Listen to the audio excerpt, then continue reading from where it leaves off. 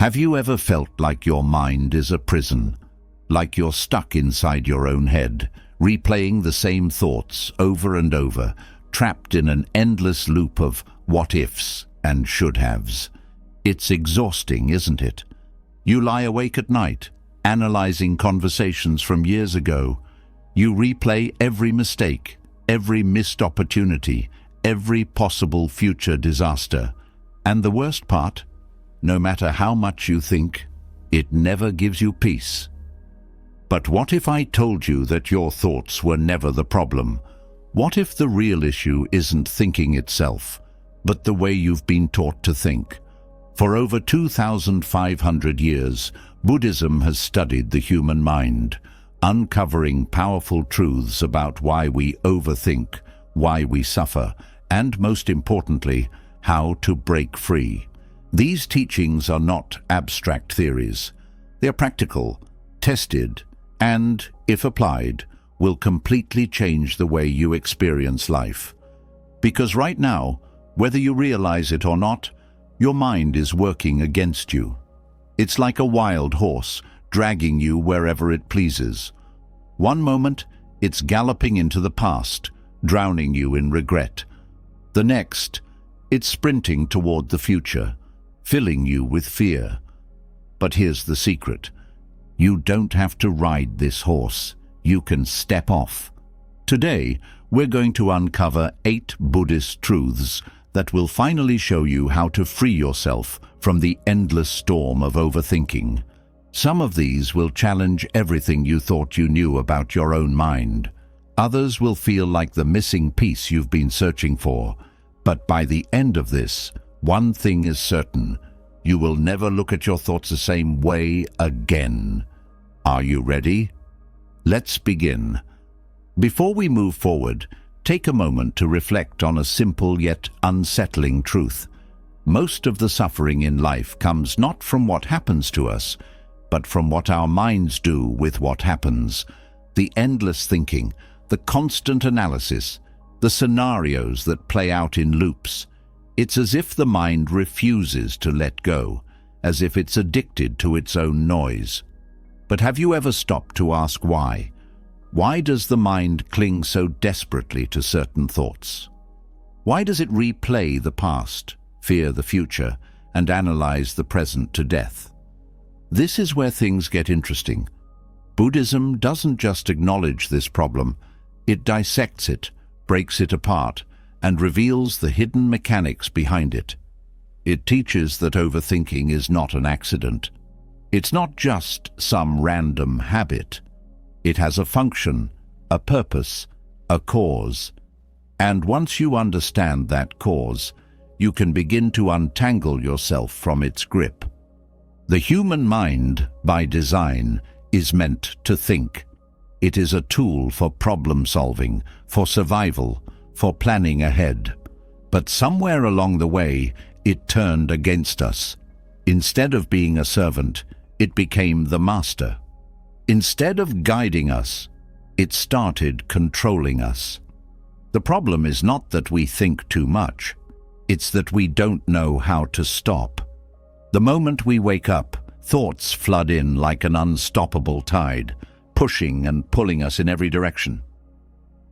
Buddhism calls this suffering dukkha, a state of unease, dissatisfaction, and mental exhaustion. And the root of this suffering, attachment. The mind clings to thoughts because it believes they are important, necessary, even part of our identity. A painful memory resurfaces, and instead of letting it pass, we grip onto it, analyze it, question it, relive it. A future worry appears, and instead of acknowledging it and moving on, we entertain it, expand it, breathe life into it. This clinging is what keeps the cycle going. A thought arises, and instead of watching it float away, we grab hold of it and refuse to let go. We reinforce it, strengthen it, build entire stories around it. And the more we do this, the stronger the habit becomes. We don't realize that thoughts are meant to be like clouds in the sky, passing, shifting, moving. Instead, We treat them like stone walls, fixed and immovable. This is why overthinking feels so heavy. The weight of thoughts builds up, one on top of another, creating a mental burden that never seems to lift. And here's where it gets worse. Our thoughts do not exist in isolation. Each one triggers an emotion. Each emotion triggers another thought. Before long, one simple worry about the future turns into a full-blown mental storm.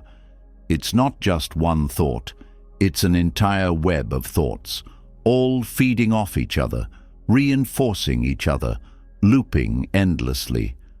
Buddhist philosophy teaches that this cycle continues because of a deep misunderstanding, the belief that thoughts are reality. The mind treats its own stories as truth. If a thought says, "I am not good enough," we believe it.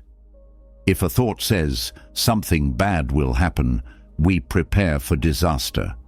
We rarely stop to question, is this thought even real? Is it accurate? Or is it just another illusion, another habit of the mind? And that is the first step to freedom. Understanding that your thoughts are not reality. They are merely appearances in consciousness, temporary flickers of energy passing through the mind. But because we mistake them for absolute truth, we give them far more power than they deserve. This is where suffering begins. This also explains why overthinking feels endless. The mind clings to thoughts, not because it wants to torture us, but because it mistakenly believes that thinking is the solution to everything. If something bothers you, the mind assumes that thinking about it over and over will solve it. If something worries you, the mind assumes that analyzing it from every angle will protect you from danger. If something upsets you, the mind assumes that replaying it will somehow change what happened. But what if the mind is wrong? What if more thinking isn't the answer, but the problem? Buddhist wisdom tells us that the mind is like a wild horse. If left untamed, it runs in every direction, dragging us along with it. But it can be trained, it can be understood, and most importantly, it can be quieted. Not by force, not by suppression, but by wisdom, by seeing through the illusion that thoughts are in control. The cycle of overthinking is fueled by something deeper: fear. The fear of uncertainty, the fear of loss, the fear of making the wrong decision, the fear of the unknown. Every time the mind overthinks, it is searching for reassurance, for control, for some kind of guarantee that everything will be okay. But here's the hard truth. There are no guarantees. No amount of thinking will ever make life predictable. No amount of analyzing will ever remove uncertainty. This is why Buddhist philosophy teaches letting go. Not letting go in the sense of giving up, but letting go in the sense of trusting life itself, trusting that things will unfold as they should, whether or not you analyze them. Trusting that you don't need to solve every problem in your mind. Trusting that thoughts will come and go, and you don't have to follow every single one. The greatest illusion the mind creates is the belief that thinking is necessary for peace. But true peace is the absence of mental struggle, and that struggle ends when you stop treating every thought like a command. The practice of mindfulness, a cornerstone of Buddhist wisdom, is the key to breaking this habit. It teaches you to step back and simply watch your thoughts without getting caught in them. Instead of being inside the thought, you become the observer of the thought. And when you observe without attachment, something extraordinary happens. The thought loses its grip on you. This is the real secret. Thoughts only have power when you engage with them. If you stop feeding them attention, they dissolve on their own. You don't have to fight them, suppress them, or replace them with positive ones. You just have to stop treating them as reality. Once you see that thoughts are like passing clouds, impermanent, insubstantial, empty of real substance, you stop clinging. And when you stop clinging, overthinking naturally fades. Not because you forced it to go away, but because you no longer give it a reason to stay. But here's where most people get stuck. They try to control their thoughts. They tell themselves, I shouldn't be thinking this, or I need to stop overthinking. But do you see the problem? That itself is another thought, another layer of overthinking. You cannot end mental noise by adding more noise. You can only end it by stepping outside of it. This is why Buddhist monks practice silence, not just physical silence, but mental silence. They understand that the mind is like a lake. If you constantly stir the water, it remains cloudy and chaotic. But if you stop stirring, it naturally becomes clear. This is the invitation of Buddhist wisdom, to stop stirring the mind, to let go of the need to solve, predict, analyze, and control everything, to see thoughts for what they are, temporary, fleeting, not worth holding on to. The burden of thought is heavy, but you are the one carrying it. And just as you picked it up, you can set it down. The next time your mind pulls you into another loop of overthinking, ask yourself one simple question. Do I have to engage with this thought? If the answer is no, let it pass. That is the beginning of freedom. Thoughts only have power when they are fed. The moment you stop engaging with them, they lose their grip. But what keeps pulling you back in? What makes the mind refuse to let go, even when logic says it should?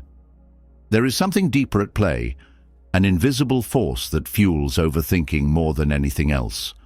The need for control. The mind craves certainty.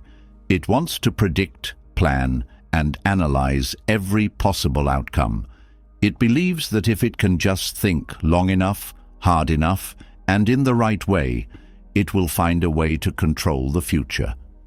It's a survival instinct, deeply embedded in human nature. The need for control makes sense from an evolutionary perspective. The more we understand and predict, the better we can avoid danger. But here's the problem. Life is unpredictable. The world is uncertain, and no amount of thinking can ever change that.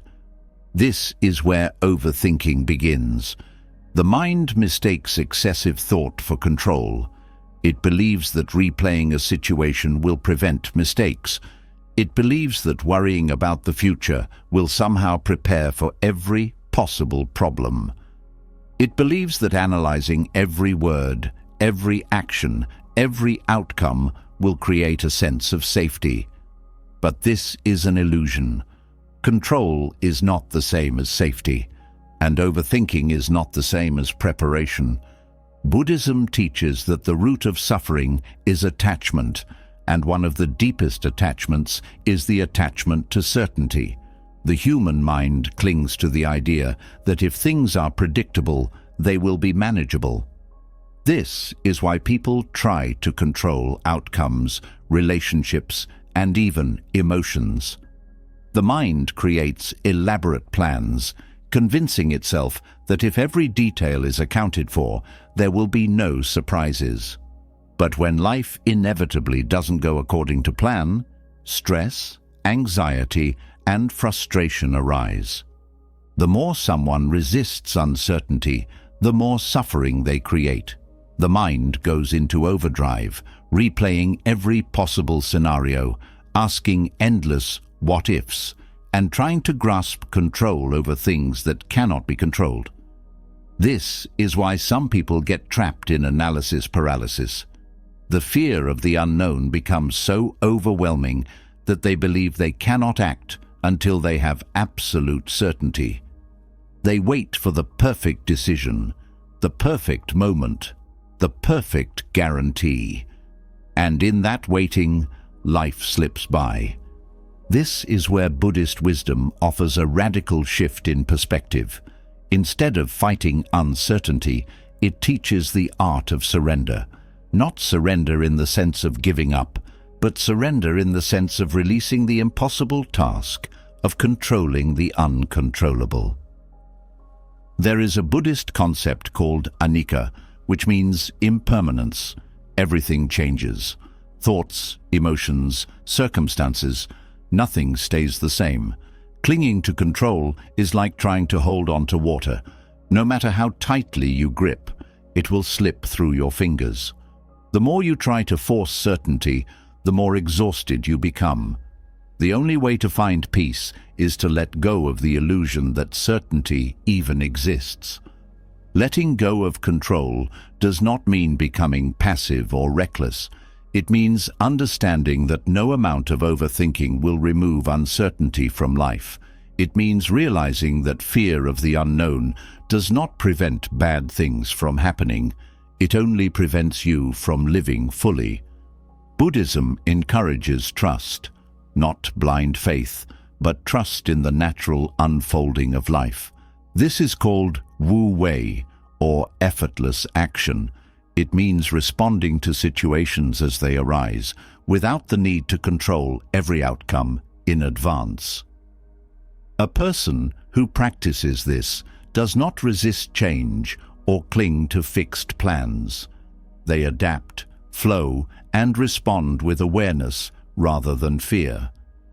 This mindset shift is powerful. It allows the mind to slow down. It eliminates the pressure to figure everything out at once. It creates space to act rather than being frozen in over-analysis. The need for control shrinks, and with it, the burden of overthinking. One of the biggest traps of overthinking is the belief that every decision must be perfect. The mind assumes that if the wrong choice is made, disaster will follow. This is why people struggle with decisions, big and small. They feel paralyzed, afraid of making a mistake, afraid of regret, afraid of an unknown consequence. But the truth is, no decision is ever perfect. Every choice carries risk. Every path has both benefits and drawbacks.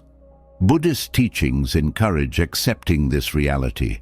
Instead of trying to predict and control every outcome, the focus shifts to acting with intention in the present moment. There is a Zen phrase, "Move, and the way will open." This means that clarity does not come from overthinking. It comes from taking action, adjusting as needed, and trusting that whatever comes will be handled. Overthinking also comes from a fear of loss. People want to secure their relationships, their finances, their health, their happiness. They want guarantees that what they love will not be taken away. But Buddhism teaches that all things are temporary. Clinging to control only creates suffering because it fights against the natural truth of change. This is why Buddhist monks practice detachment, not from caring, but from the illusion of control. They accept that everything is transient, and in that acceptance, they find peace. They do not fear uncertainty, because they do not resist it. This same mindset can be applied to everyday life. Instead of obsessing over an uncertain future, there can be a shift toward presence. Instead of trying to control a relationship, there can be a shift toward experiencing it fully without fear. Instead of avoiding decisions, there can be a shift toward making them with awareness, knowing that perfection is an illusion.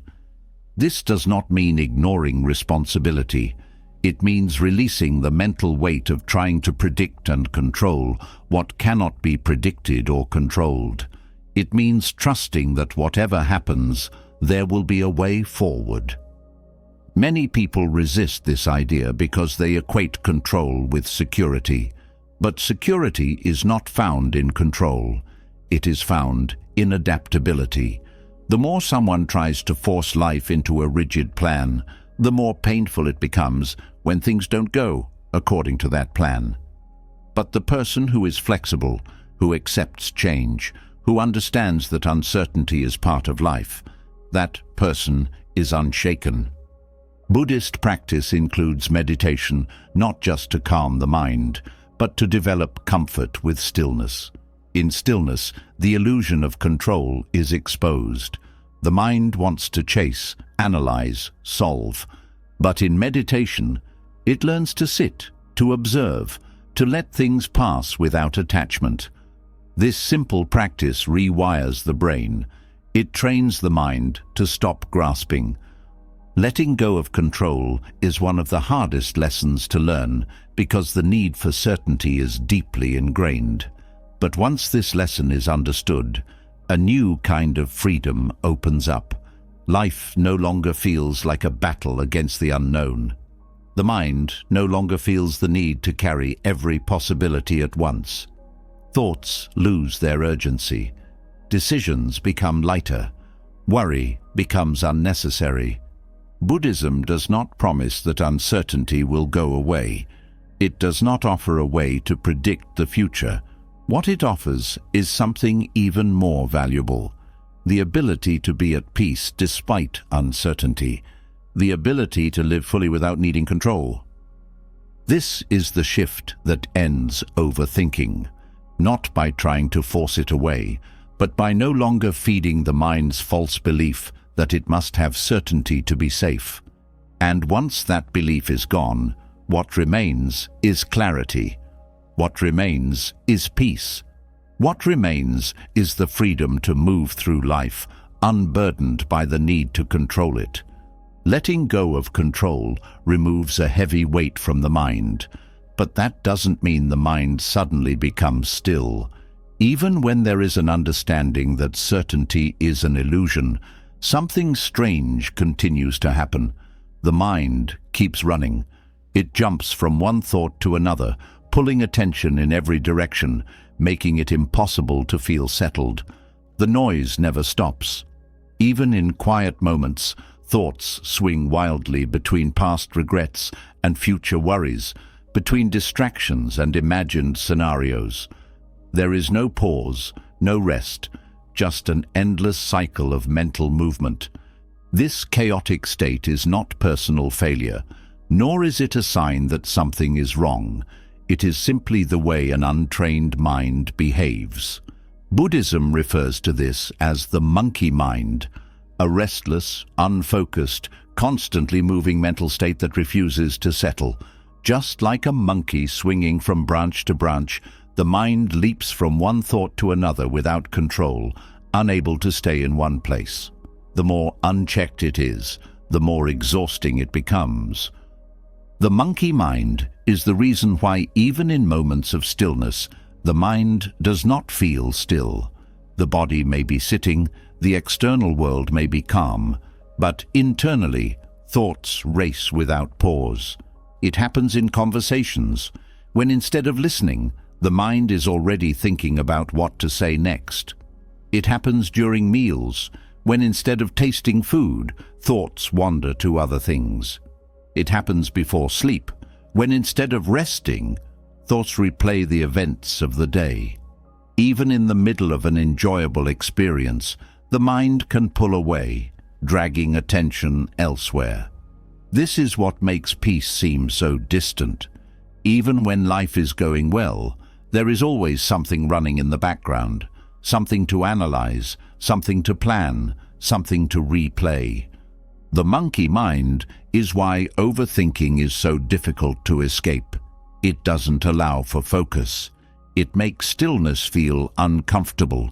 It creates the habit of filling every moment with unnecessary thoughts. But here is the real problem. It convinces people that this is normal, that thinking non-stop is simply part of being human, that the constant mental noise is unavoidable. But Buddhism teaches otherwise. It reveals that the mind is not meant to be chaotic, that it can be trained, that this restless state is not the natural way of being. It is simply an untrained habit. This restless habit has deep roots. The mind developed to scan for threats, to always be on alert, to react quickly. This was useful for survival. But in modern life, it has turned into something destructive. Instead of protecting, it agitates. Instead of helping, it distracts. It makes small problems seem big. It creates stress where none is needed. It keeps people lost in thought when they should be present. The more the monkey mind is left unchecked, the more it takes control. One of the biggest misunderstandings is thinking that the solution to overthinking is to stop thinking, but forcing the mind to be silent only creates more struggle. The mind cannot be controlled through force. It can only be redirected. The key is not suppression, but awareness. Instead of getting caught in thought after thought, it becomes possible to step back, observe, and slowly train the mind to focus. This is why meditation is such an important part of Buddhist practice. It is not about achieving silence, but about understanding the nature of thoughts. When someone sits in meditation, the first thing they notice is how restless their mind is, how thoughts appear one after another, completely uninvited, how difficult it is to stay present without being pulled away. But over time, with continued practice, something changes. Awareness grows. Instead of being lost in thoughts, there is a shift, an ability to see thoughts arise and let them go, without reacting to them. The monkey mind loses its power when it is seen for what it is, just noise, not reality. One of the simplest ways to begin taming the monkey mind is through breath awareness. The breath is always present. It is always happening. But most people ignore it. When attention is placed on the breath, even for a few seconds, something happens. The mind becomes anchored. Thoughts still appear, but instead of following them, attention stays with the breath. The more this is practiced, the more the habit of distraction weakens. It does not happen instantly, but it happens. The monkey mind is not tamed through force, but through gentle training, moment by moment, breath by breath. Another key method taught in Buddhism is single tasking. The monkey mind thrives on doing multiple things at once, eating while scrolling through a phone, talking while thinking about something else, walking while mentally planning the day. It is constantly jumping, dividing attention, making it impossible to be fully present in anything. But the mind can be trained to stay with one thing at a time. Drinking tea can be just drinking tea. Walking can be just walking. Speaking can be just speaking. This is not just about being mindful. It is about undoing the habit of mental scattering. The reason why people struggle with stillness is because they have spent years, even decades, strengthening the habit of mental restlessness. If every moment is filled with noise, distraction, and over-analysis, then when silence appears, the mind resists. It searches for something to grab onto. But the more it is trained in focus, the more comfortable stillness becomes. Instead of feeling like emptiness, stillness begins to feel like relief. Buddhism also teaches the importance of detachment from thoughts. The monkey mind is powerful because it convinces people that every thought matters, that every mental story is important. But this is not true. Most thoughts are nothing more than passing noise.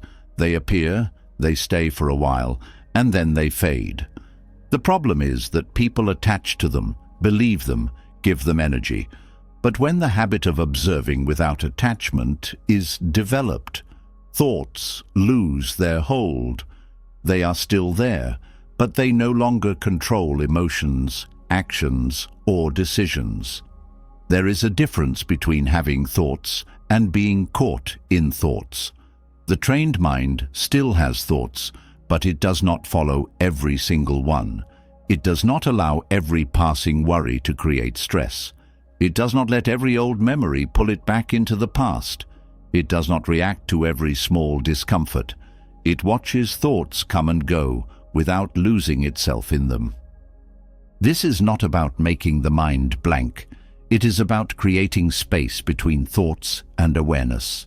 The monkey mind thrives on immediate reaction. One thought leads to another, until it becomes an endless spiral. But when awareness steps in, there is a pause, a moment of choice. A thought arises, but instead of following it, it is simply noticed. This space changes everything. It breaks the automatic habit of mental movement. The more awareness grows, the easier it becomes to return to the present, to stop chasing thoughts that don't matter, to stop filling every quiet moment with unnecessary mental noise. The monkey mind cannot survive in stillness. The more comfortable stillness becomes, the weaker its grip. Buddhism teaches that the mind is like a lake. When disturbed, the water becomes cloudy, making it impossible to see clearly. But when left undisturbed, the water settles, revealing everything beneath the surface. The mind is the same. When thoughts are constantly stirred, clarity disappears. But when thoughts are allowed to settle without interference, the mind becomes clear. This clarity is not something external. It is already present, but it is hidden beneath the noise.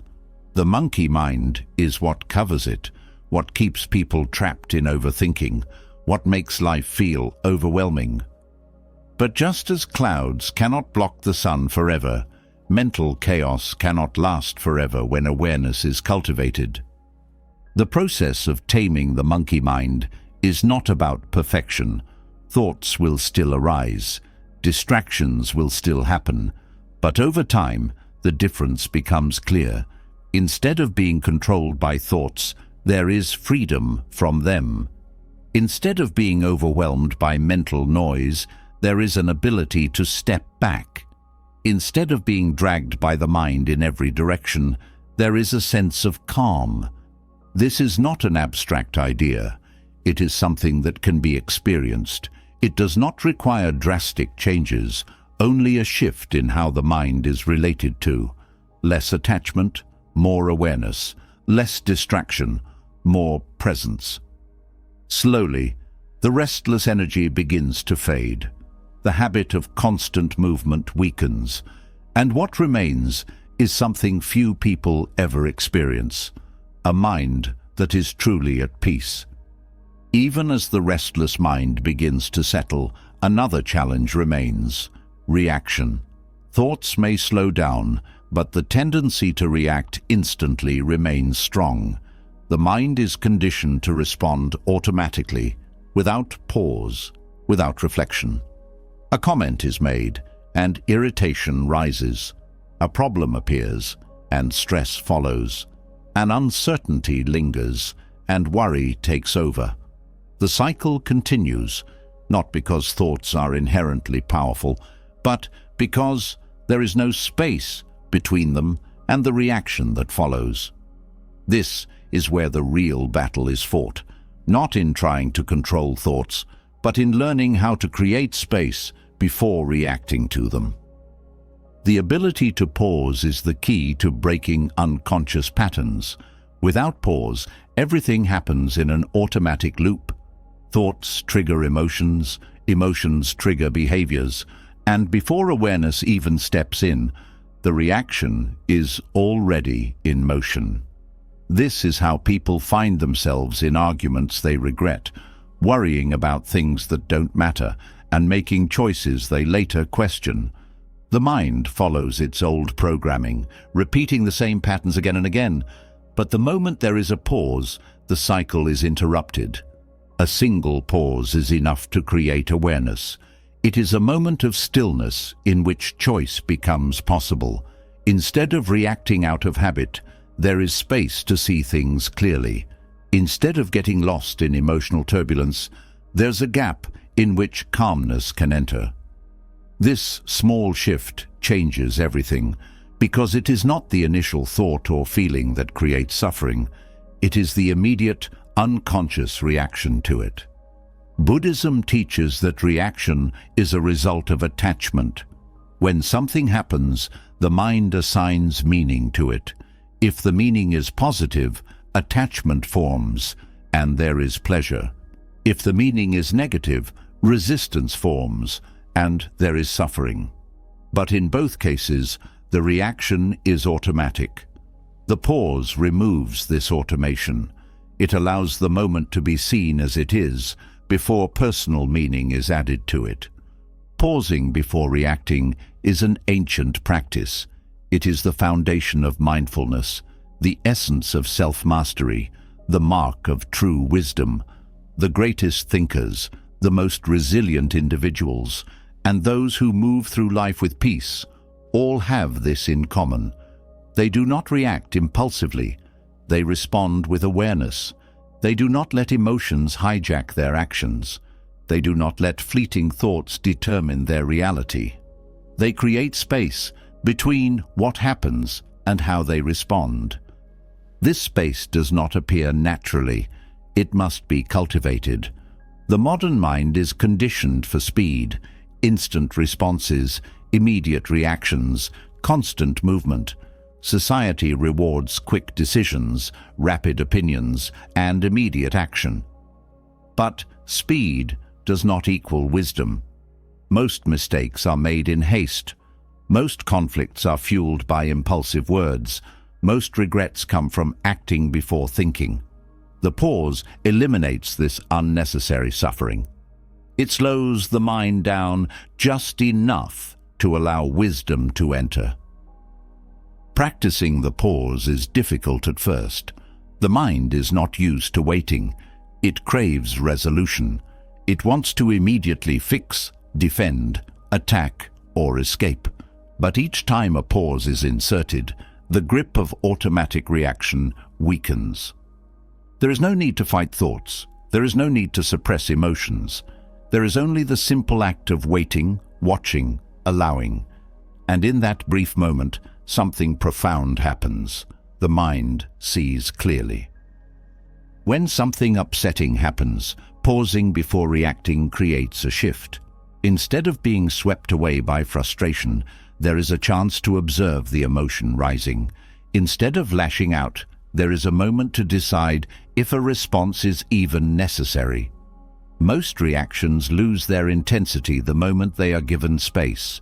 What feels urgent in the heat of the moment often dissolves when given time. Pausing is especially powerful in conversation. Words spoken in anger cannot be taken back. Reactions driven by ego can destroy relationships. A pause before speaking allows for a choice. Will these words add to suffering, or will they reduce it? Will they be spoken from awareness or from impulse? Silence, even for a few seconds, can completely change the course of an interaction. The same is true for written words. Emails, texts, and messages sent in haste often carry emotional weight that is unnecessary. Waiting before pressing send creates an opportunity to reconsider, to refine, to ensure that what is being communicated is what is truly meant. Overthinking and reactivity are closely linked. The mind that reacts instantly is the same mind that overanalyzes. Both come from the inability to sit with uncertainty. A person who reacts quickly does so because they cannot tolerate the discomfort of an unresolved situation. They want an immediate conclusion. The same is true for overthinking. It is an attempt to resolve discomfort by thinking through every possibility. But both habits only create more suffering. Pausing is the antidote to both. It trains the mind to sit with discomfort, to not rush to resolve every thought, to not act on every feeling.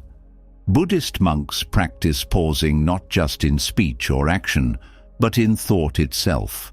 When a thought arises, instead of immediately engaging with it, they observe it. They do not resist it, but they do not follow it either. They let it pass like a cloud in the sky. This is what gives them their unshakable peace. They do not rush to conclusions. They do not react to every fleeting emotion. They wait, they watch, they let go. Pausing also changes the way decisions are made. Most poor decisions come from impatience. The need for a quick answer overrides the ability to see things clearly. The pause prevents this mistake. It allows time for deeper understanding, for intuition to emerge, for emotions to settle. The greatest minds in history all understood this principle. They did not rush. They reflected. They allowed space for clarity. There is a reason why people are drawn to those who remain calm under pressure. It is not about suppressing emotion. It is about creating space before acting. The pause is what separates those who are controlled by their emotions from those who master them. It is what separates those who are constantly overwhelmed from those who move through life with grace. Training the mind to pause requires daily practice. It starts with small moments. Before responding in a conversation, take a breath. Before reacting to frustration, wait a few seconds. Before acting on impulse, hold back for just a moment. Each time this is done, the habit of immediate reaction weakens. The ability to observe rather than react grows stronger. Meditation is the ultimate form of practicing the pause. It is a space where nothing needs to be done, where thoughts can appear without engagement, where emotions can rise without immediate reaction. It is a training ground for the mind, teaching it that not every thought needs a response, not every feeling needs an action. The pause is powerful because it creates freedom. Without it, life is a constant chain of automatic reactions. With it, there is choice, there is clarity, there is space for wisdom. Over time, the mind shifts. It stops being a slave to impulse. It stops being dragged by every passing thought. It stops being lost in unnecessary suffering. This is not a theory. It is a lived experience. It is a way of moving through life with greater ease, greater patience, and greater understanding. The pause does not mean inaction. It does not mean detachment from life. It means responding with awareness instead of reacting from habit. It means allowing space for things to unfold instead of forcing them into immediate resolution. Each moment of pause strengthens inner peace. Each time reactivity is interrupted, the mind becomes more still. The more this is practiced, the more natural it becomes. And eventually, what once felt difficult becomes effortless. The mind no longer rushes. The emotions no longer take over. The thoughts no longer dictate action. Instead, there is control, not through force, but through understanding. The ability to pause is one of the greatest gifts a person can develop. It leads to fewer regrets, fewer unnecessary conflicts, fewer moments of unnecessary stress. It allows for deeper relationships, better decisions, and a mind that is no longer trapped in constant reaction. This is the secret of those who move through life with wisdom. They do not let their minds control them. They do not act out of impulse. They create space between thought and action, and in that space, they find something most never experience: true freedom. Pausing before reacting allows clarity to emerge, but clarity alone is not enough. There is another layer to overthinking, something deeper that keeps people trapped in endless mental loops. It is the habit of over-intellectualizing life instead of experiencing it directly. The mind, instead of simply engaging with the present moment, distances itself by analyzing, categorizing, and constantly interpreting what is happening. This creates a barrier between reality and experience. Instead of fully living, the mind becomes obsessed with understanding, explaining, and labeling everything. This habit seems harmless, even useful, but it is actually a powerful distraction that prevents true engagement with life. Buddhism teaches that thinking and experiencing are two entirely different things. A person can spend hours thinking about joy, but that is not the same as feeling joy. They can analyze love in depth, but that is not the same as being in love. They can study every aspect of peace, but that is not the same as being at peace. The modern mind is conditioned to believe that thinking about something is the same as knowing it. But knowledge is not wisdom, and intellectual understanding is not the same as direct experience. Overthinking is an escape disguised as insight. It gives the illusion of control, the feeling of solving problems, the appearance of deep understanding, but in reality, it keeps life at a distance. The more something is analyzed, the less it is truly felt. The mind that is constantly thinking about an experience is not fully engaged in that experience. Instead of tasting a meal, the mind is comparing it to past meals, analyzing the ingredients, evaluating whether it is good or bad. Instead of being present with a loved one, the mind is interpreting their words, replaying past conversations, or anticipating future conflicts. Instead of feeling an emotion fully, the mind is trying to dissect it, explain it, or justify it. This creates a gap between the individual and the moment itself. This habit is deeply ingrained because it feels productive. The mind assumes that by thinking more, it is gaining wisdom. But there is a limit to how much thought is useful. Beyond a certain point, thinking stops being a tool and becomes a barrier. It prevents immersion, it removes spontaneity, it makes everything feel distant and complicated. It turns life into a problem to be solved rather than an experience to be lived. Buddhism points to direct experience as the way to cut through overthinking. Instead of trying to understand life intellectually, it encourages full participation. This means feeling emotions without dissecting them, engaging with people without constantly interpreting their motives, and doing things without obsessing over whether they are being done perfectly.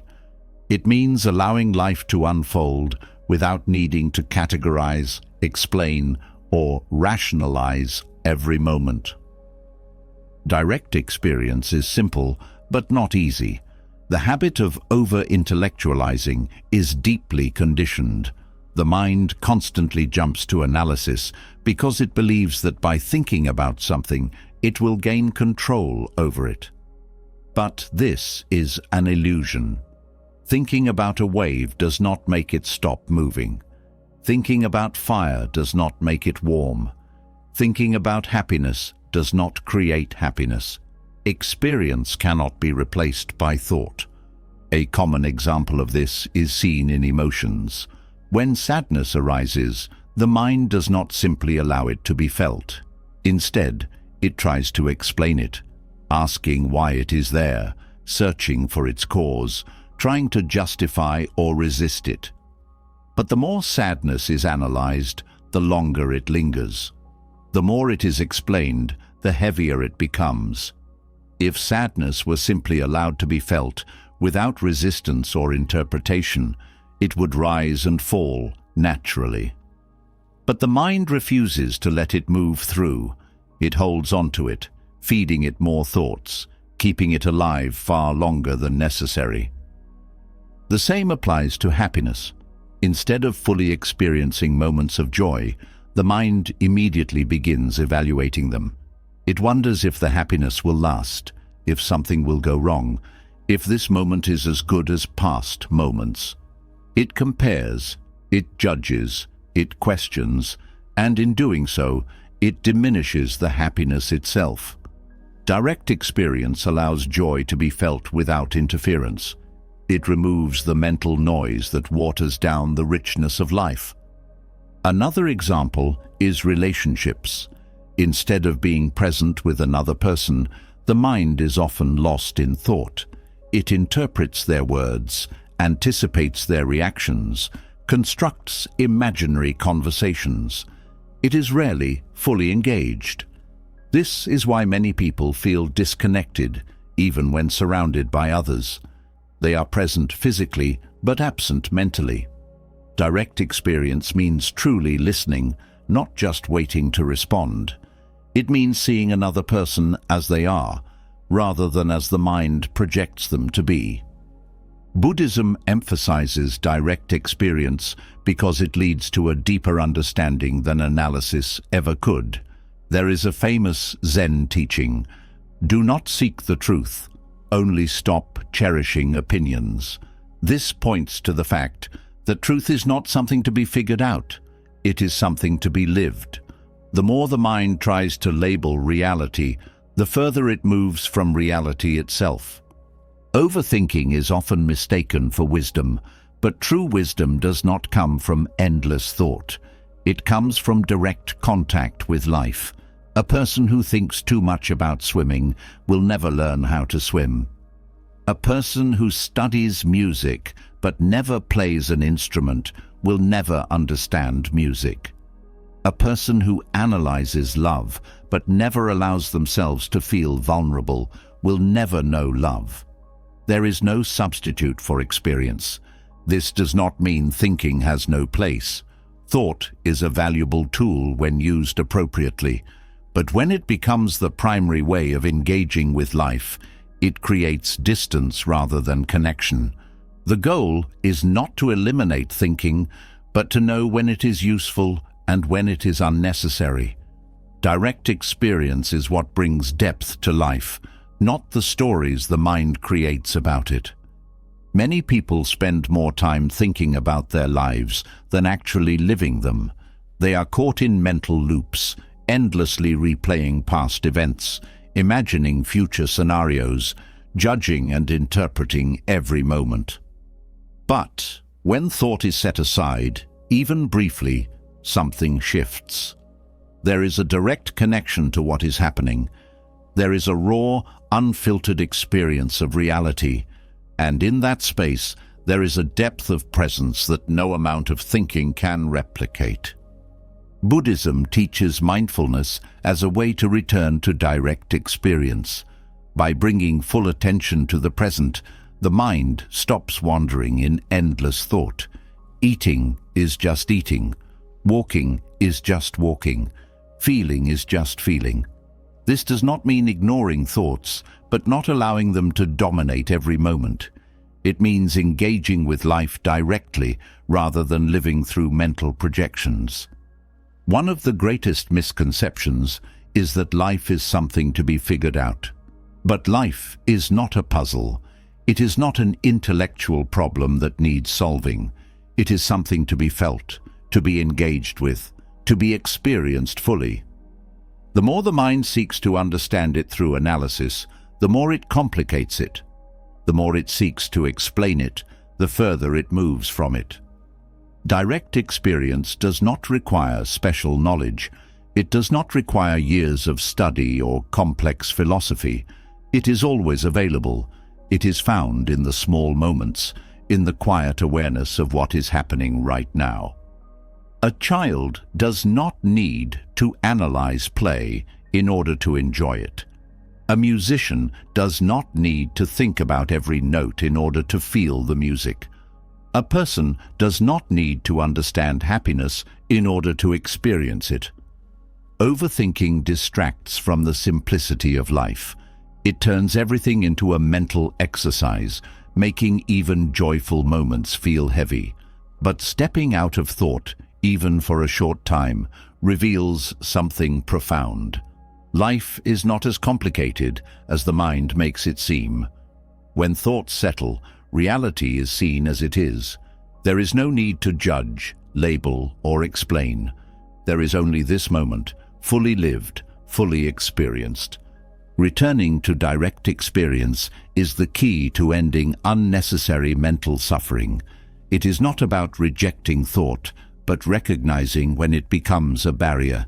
It is about stepping out of analysis and into awareness. The mind will always try to interpret life, but life does not need interpretation. It only needs to be lived. And in living fully, there is a depth of peace and clarity that no amount of thinking could ever provide. Thought is only useful when it allows direct engagement with life, but too often the mind does not allow things to flow. It holds on. It grasps onto memories, emotions, beliefs, and identities, refusing to let them go even when they no longer serve a purpose. The same thought patterns appear again and again, not because they are relevant, but because the mind is unwilling to release them. This clinging is what keeps suffering alive. It is not just the presence of thoughts that causes distress, but the attachment to them, the belief that they must be held onto, preserved, or constantly revisited. Buddhism teaches that attachment is at the root of all suffering, and one of the deepest attachments is the attachment to thoughts. People hold on to ideas about themselves, about others, about the past, about the future, and even about the way life should be. These mental constructs become fixed, creating a false sense of stability. But nothing in life is permanent, and when reality does not align with these fixed ideas, suffering follows. The more rigidly the mind clings to its beliefs, expectations, and memories, the more painful it becomes when life inevitably changes. The law of impermanence states that nothing stays the same. Everything is in motion. Thoughts arise and pass. Emotions come and go. Experiences begin and end. People enter and leave life. The seasons change. The body ages. Circumstances shift. Yet, despite this truth, the mind resists. It treats thoughts as if they are absolute, as if they define reality permanently. But clinging to a thought does not make it true. Holding on to an old belief does not mean it remains relevant. The refusal to let go of outdated mental patterns is what keeps the mind in conflict. One of the strongest attachments is the attachment to identity. People develop ideas about who they are, and they defend these ideas even when they cause suffering. Someone who believes they are unworthy will unconsciously look for evidence to confirm this belief. Someone who identifies as a victim will continue to replay past hurts, reinforcing the feeling of being wronged. Someone who sees themselves as superior will reject any challenge to their self-image. These thought patterns do not arise because they are true, but because they have been repeated so often that they feel real. The mind, in its clinging, creates a false sense of permanence around them. The suffering caused by attachment to thoughts is most evident in the way people interact with the past. The mind replays memories, holding on to regrets, mistakes, and painful experiences. It refuses to release them, believing that revisiting them will somehow change what happened. But no amount of thought can alter the past. Clinging to it only deepens suffering. The same is true for positive memories. People grasp onto moments of happiness, trying to preserve them, longing for them to return, resisting the truth that those moments, like everything else, were temporary. The mind also clings to the future. It constructs expectations, creating rigid ideas about how life should unfold.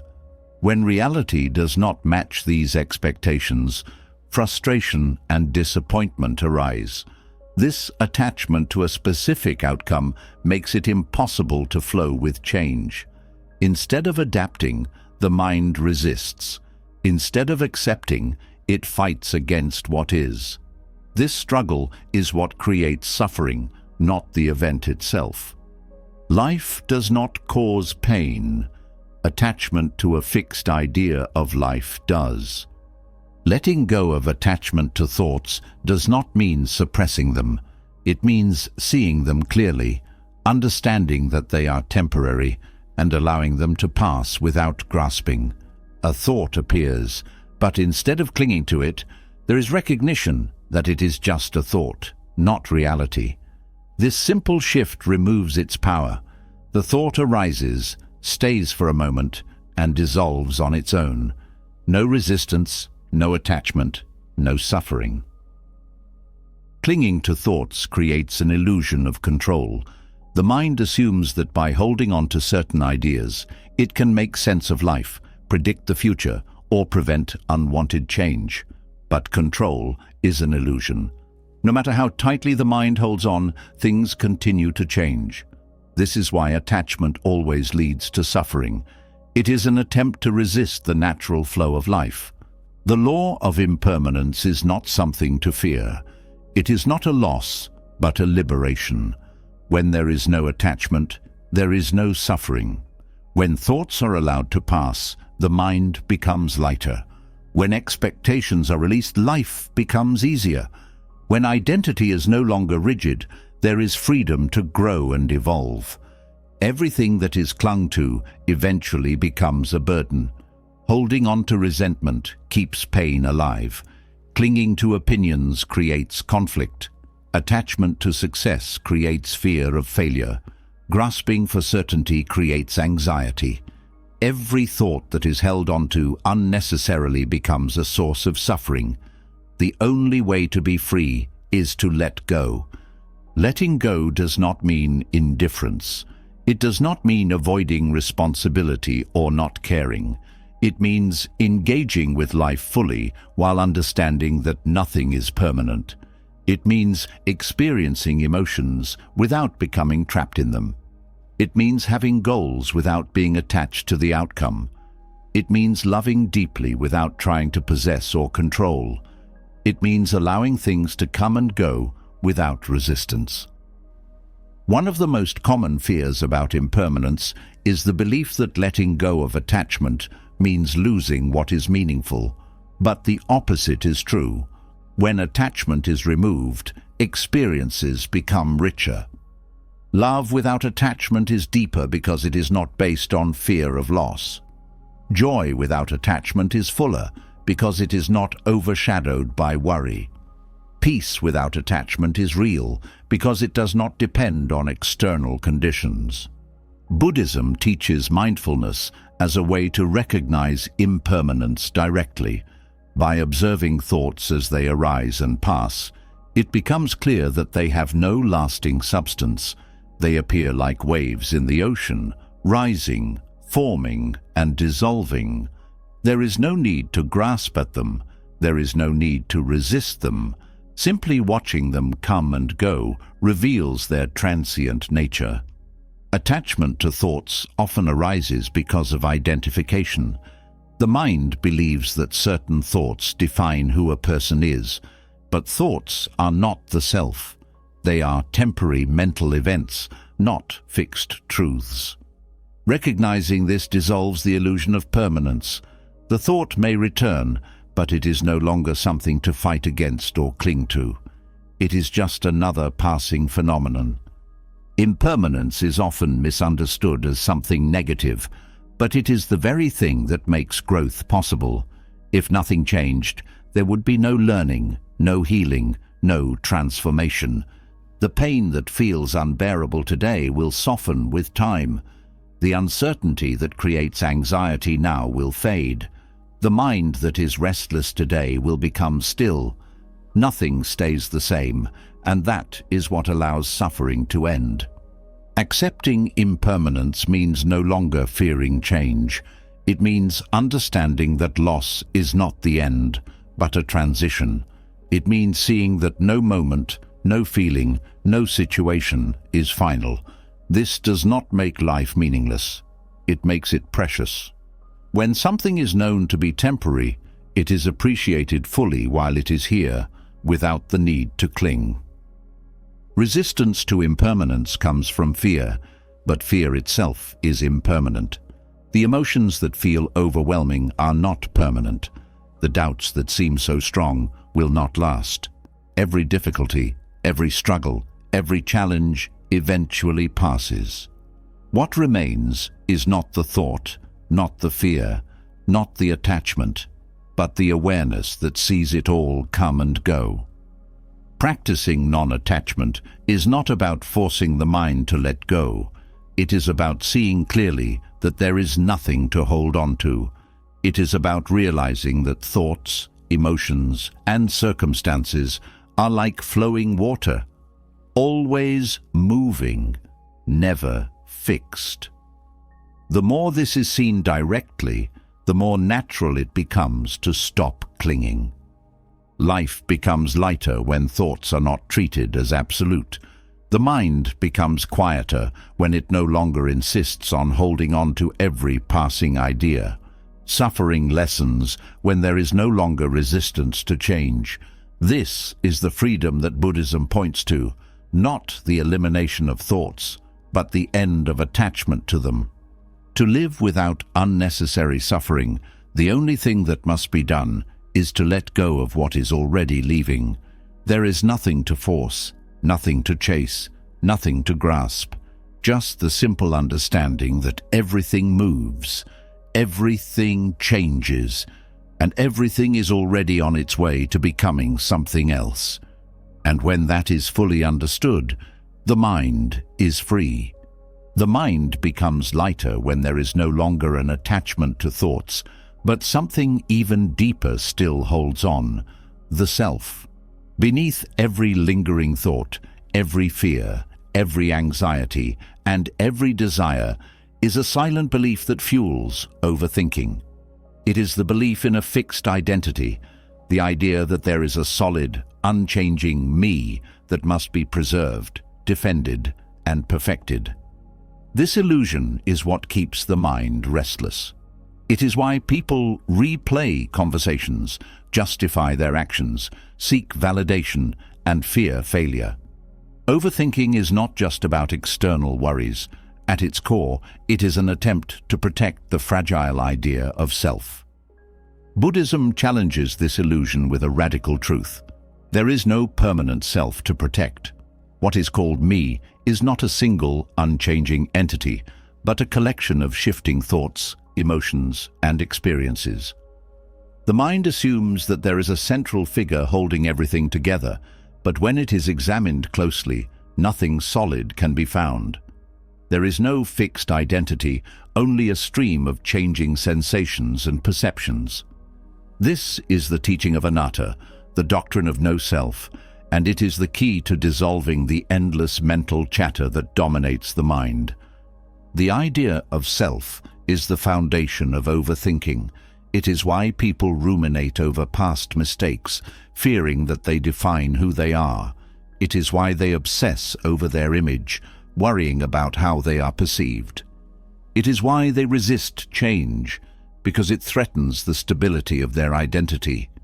Every anxious thought can be traced back to a fear of losing something tied to the self: status, reputation, success, relationships, control.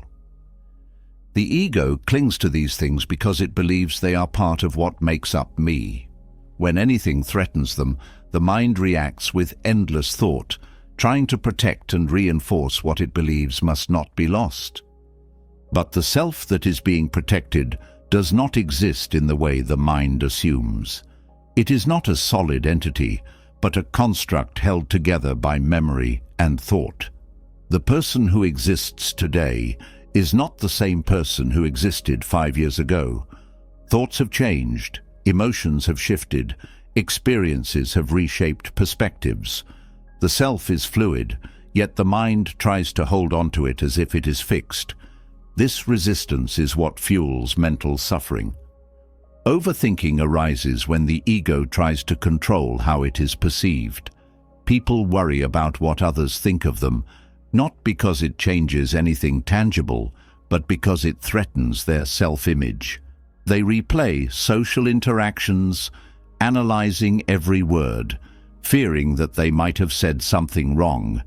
They dwell on criticism, not because it physically harms them, but because it disrupts their sense of identity.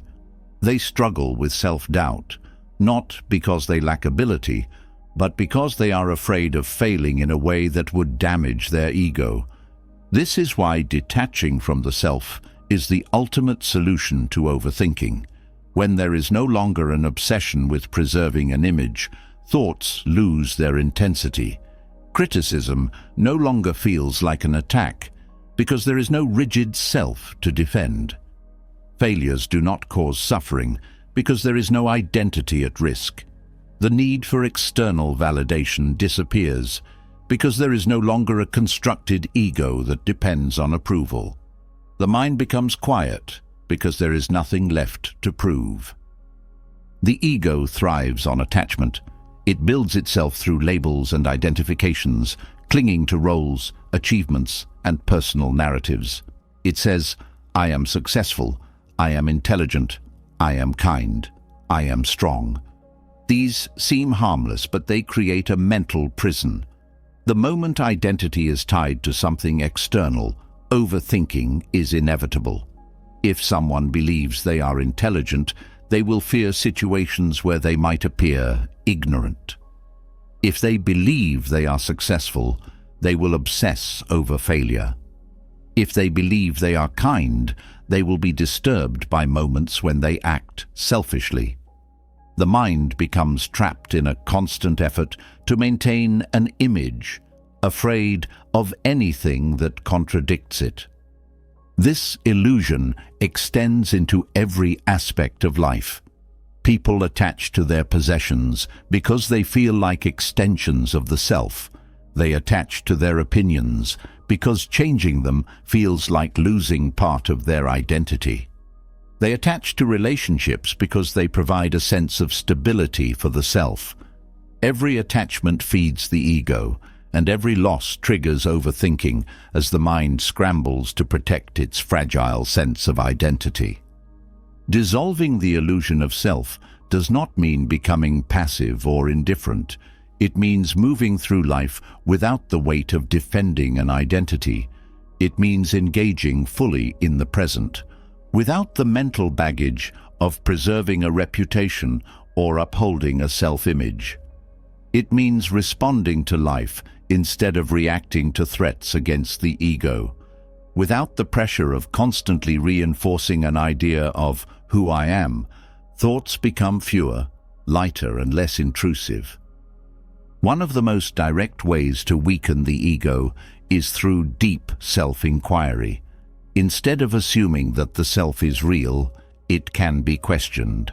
When the thought arises, I am afraid of failure, it can be examined. Who's afraid? Where is this I that is afraid? When the mind searches for a solid self, it finds nothing but shifting thoughts, changing emotions, and passing sensations. The fear of failure does not belong to a fixed self. It is just another temporary mental state. When this is seen clearly, the fear loses its grip. The same process can be applied to any identity-based thought. If the mind says, I must succeed to be worthy, the question arises, who is this I that needs success? Where is it located? What happens when success is removed? The more these questions are asked, the more the illusion of self begins to dissolve. The mental structures that once seemed so solid begin to weaken. Overthinking fades because there is no longer an identity that needs protecting. Meditation is one of the most effective ways to experience the absence of self. In deep meditation, the mind quiets, and something profound becomes clear. Thoughts come and go, but there is no fixed I controlling them. Sensations arise and fade, but there is no central self experiencing them. Everything happens spontaneously, without a separate entity managing it. The body breathes on its own. Thoughts appear without permission. Emotions shift without effort. The belief in a personal, separate self starts to seem unnecessary. This realization brings an incredible sense of freedom. The mind no longer needs to construct an image because there is nothing to uphold. Fear of judgment disappears because there is no self that can be diminished. The burden of comparison fades because there is no fixed identity to measure against others. Overthinking stops because the entire system that fueled it, the need to protect, define, and defend a self, falls away. Letting go of the self does not mean life becomes meaningless. In fact, it makes life more vivid. Without the ego, there is nothing separating awareness from experience. Joy is fully felt, without the need to hold on to it. Love is expressed freely, without the fear of losing it. Challenges are faced without resistance, because there is no identity to protect. The mind no longer runs in circles trying to secure something that never existed in the first place. The more this is practiced, the lighter life becomes. There is no need to fight against thoughts or force them to stop. They lose their power naturally when there is nothing for them to cling to. The mind no longer wastes energy defending an image, proving something to others, or replaying mistakes. It simply moves with life, without resistance, without struggle. Buddhism teaches that the greatest freedom is the freedom from self. The moment identity dissolves, all the suffering attached to it dissolves as well. There is no longer a fragile me at the center of every thought. There is no longer a fear of being wrong, failing, or being judged. There is only the present, unfolding without mental interference. Overthinking thrives on the illusion of self, but the truth is, there is no self to protect. The thoughts that once seemed overwhelming are seen for what they are, passing events, no different from clouds in the sky. The endless inner dialogue that once seemed so important is revealed to be just noise. When the ego is no longer fed, the mind becomes silent, and in that silence, true peace is found. When the illusion of self dissolves, the weight of overthinking begins to fall away. But even when the ego weakens, something deeper remains, a persistent undercurrent of suffering. Thoughts still arise, worries still appear. The mind still clings to old patterns, as if it cannot help but return to the same loops of anxiety, regret, and doubt. This is not a failure of awareness. It is simply the nature of the mind when it is left untrained. Buddhism offers a clear explanation for why this happens. The First Noble Truth states that suffering is an unavoidable part of existence. This suffering is not only physical pain or external hardship, it is also the internal suffering created by the mind itself. Overthinking is one of its most common forms. The mind creates its own suffering by spinning in endless circles, revisiting past wounds, worrying about future losses, and resisting what already is. The First Noble Truth does not say that suffering should be feared. It simply points out that it exists, and that understanding its nature is the first step to being free from it. Overthinking is a form of suffering because it places the mind in a state of resistance. A thought arises, but instead of letting it pass, the mind clings to it, trying to solve it, control it, or push it away. This resistance creates tension.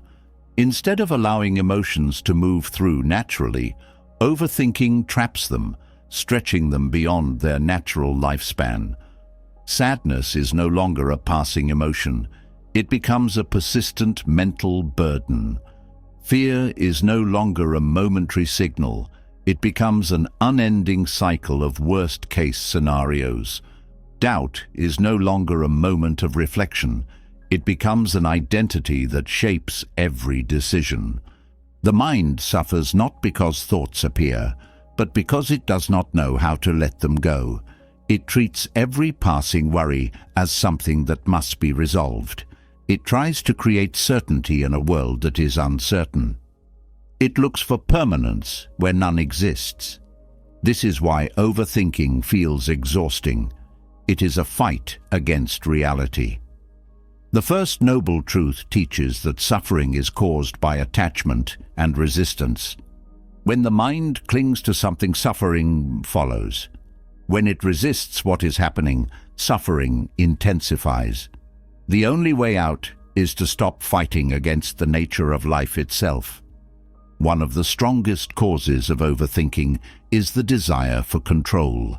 The mind believes that if it can just think enough, plan enough, or analyze enough, it can prevent bad things from happening. But suffering is not something that can be avoided through mental effort. No amount of thinking can stop change. No amount of worry can prevent loss. No amount of analysis can guarantee happiness. The more the mind tries to control, the more it suffers, because life does not conform to mental expectations. Breaking free from overthinking begins with recognizing that suffering is not caused by external events, but by the mind's reaction to them. Two people can face the same situation, yet one will suffer deeply while the other remains calm. The difference is not in the event itself, but in how it is processed. One person resists, holding on to what they wish was different.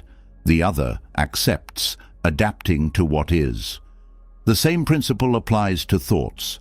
A mind that clings to thoughts will suffer, but a mind that allows thoughts to come and go remains at peace. Buddhism teaches that suffering is not a punishment, it is a teacher. Every moment of overthinking is an opportunity to see where the mind is still attached. Every loop of anxious thought reveals a hidden fear that has not been faced. Every moment of frustration points to an expectation that has not been released. Instead of treating suffering as something to escape, it can be used as a guide. Where there is suffering, there is attachment. And where there's attachment, there is an opportunity for freedom. Most people believe that suffering comes from outside themselves.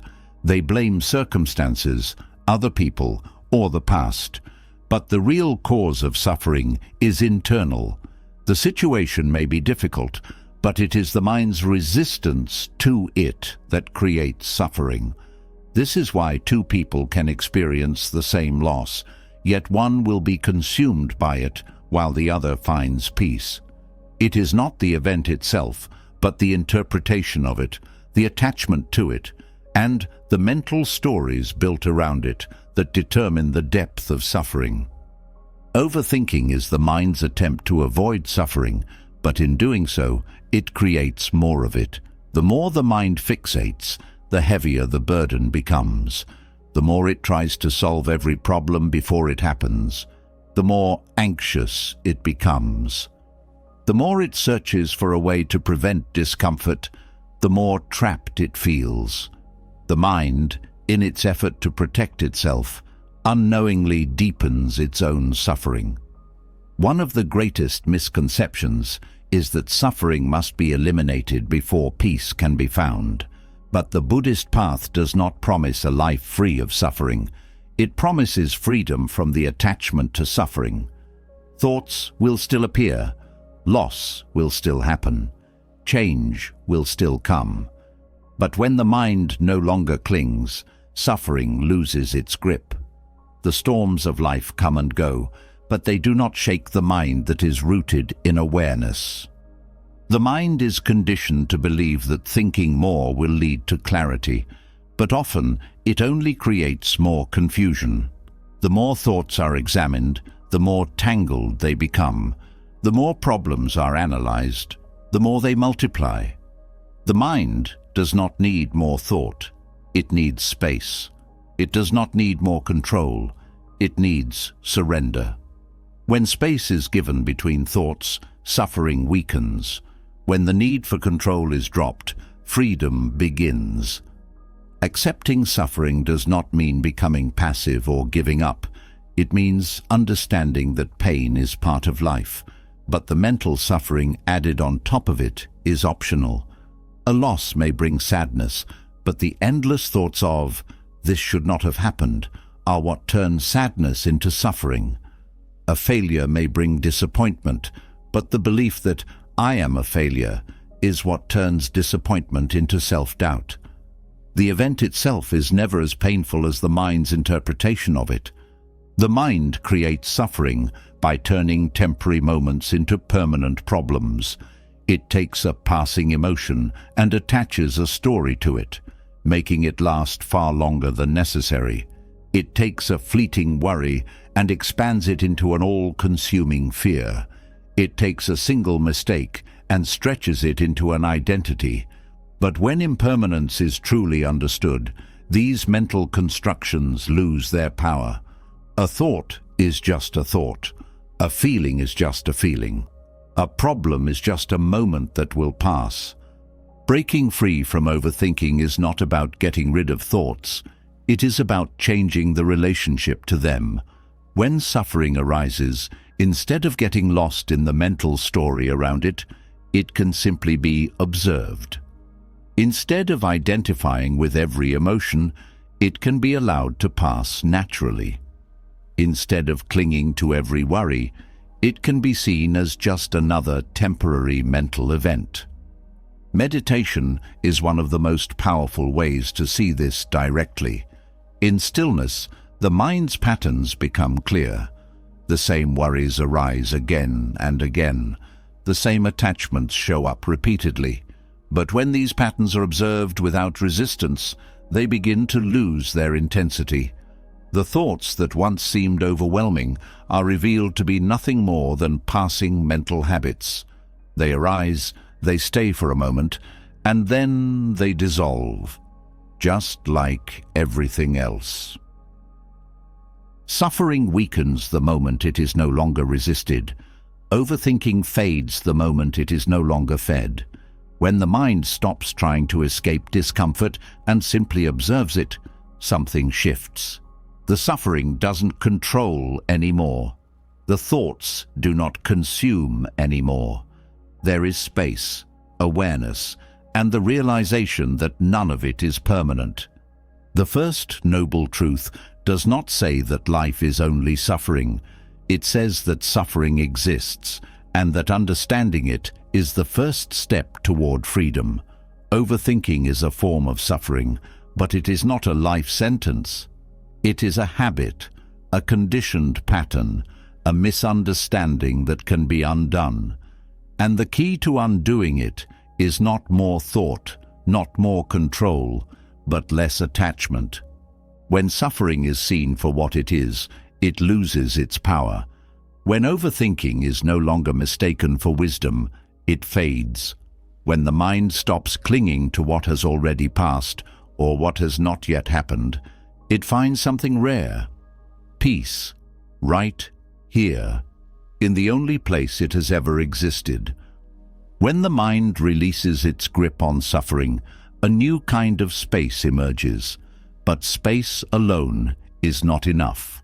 Without direction, the mind will find ways to slip back into its old patterns, drifting from thought to thought, grasping for stimulation, creating problems where none exist.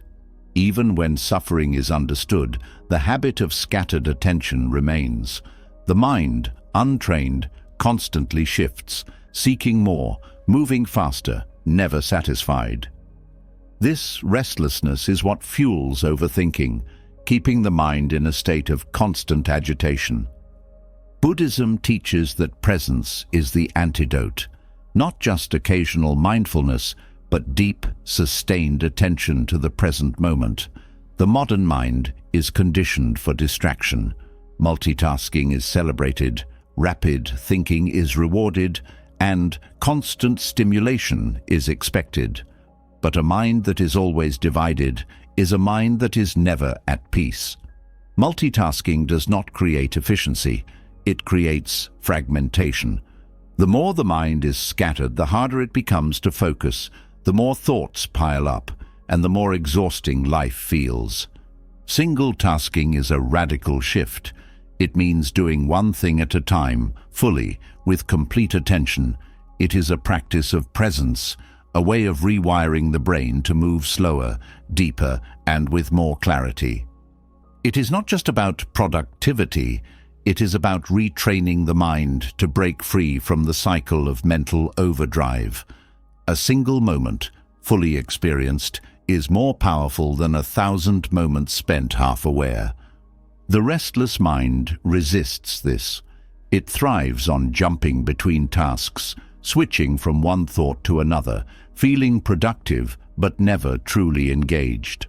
But this constant switching comes at a cost. Studies in neuroscience confirm what Buddhist monks have practiced for centuries. Each time the mind shifts from one task to another, it loses efficiency, wastes energy, and creates more mental fatigue. What feels like getting more done is actually a slow erosion of clarity, an addiction to movement that prevents true understanding. Training the mind to stay present through single tasking is not just about focus. It is about developing a way of being that transforms how life is experienced. It slows down the racing thoughts that fuel anxiety. It eliminates the need to constantly check, refresh, and jump between activities. It deepens attention, creating a state of mind that is calm, deliberate, and fully engaged. One of the simplest but most powerful aspects of Buddhist practice is the emphasis on doing each action with full awareness. Walking is just walking. Eating is just eating. Speaking is just speaking. When the mind is fully absorbed in a single action, there is no space for unnecessary thought. There is no need to replay past mistakes or anticipate future problems. There is only this moment, and in this moment, there is no overthinking, only presence. The habit of scattered attention is deeply ingrained. From an early age, people are trained to divide their focus. They watch television while eating, scroll through their phones while talking, jump between tasks while working. The mind learns that being fully present is not necessary, but this divided attention comes at a cost.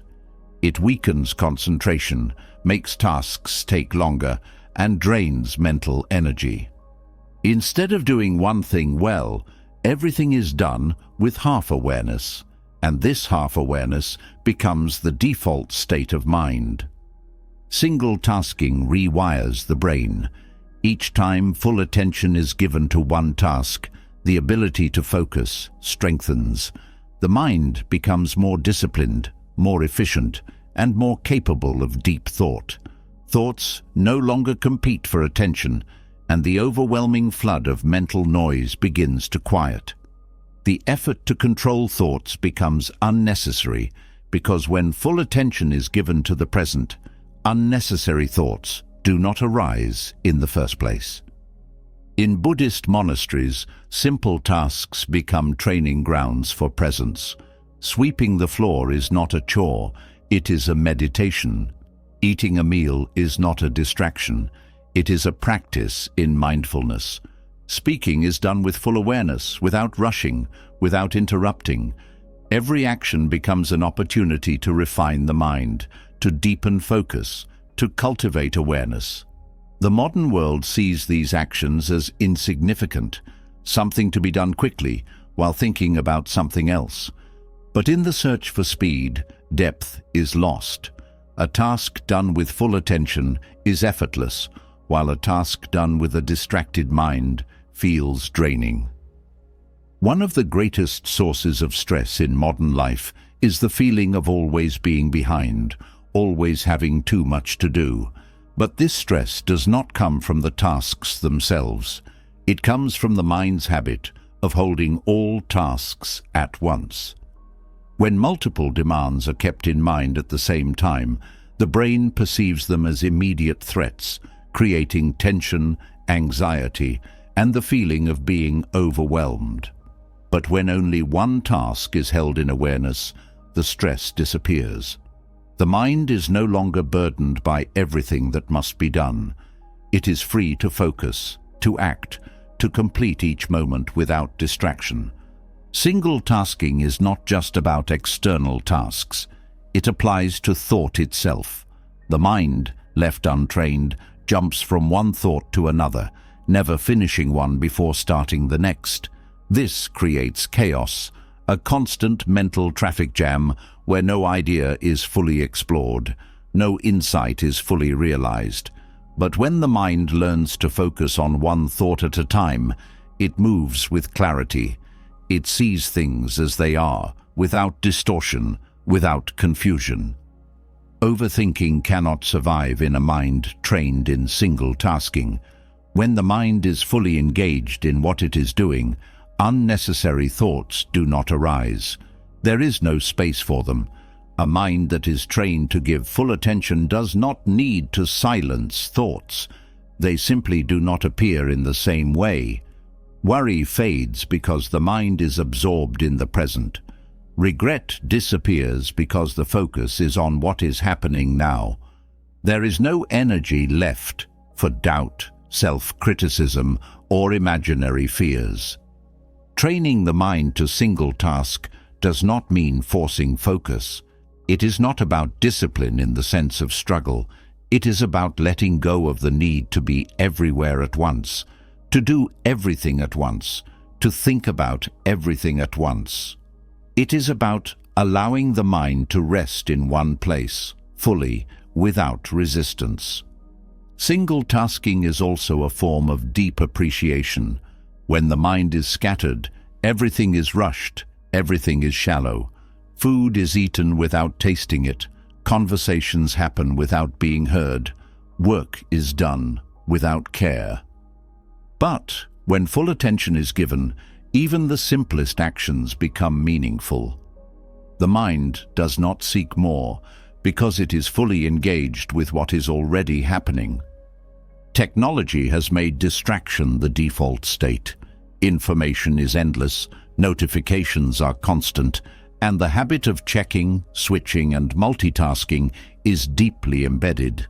But this is not a natural state for the mind. The more it is trained in single tasking, the more it recognizes that deep presence is far more satisfying than scattered attention. One of the easiest ways to begin training the mind in single tasking is through daily rituals.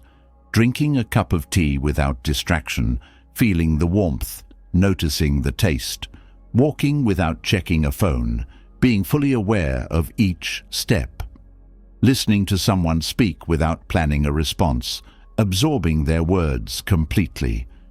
These small practices begin to shift the way the mind operates. They break the habit of divided attention and replace it with presence. Single tasking is not about doing less. It is about being fully engaged with what is already being done. It is not about forcing focus. It is about letting go of the habit of scattering attention. It is not about productivity. It's about peace. When the mind is trained to stay with one thing at a time, life slows down. Thoughts slow down.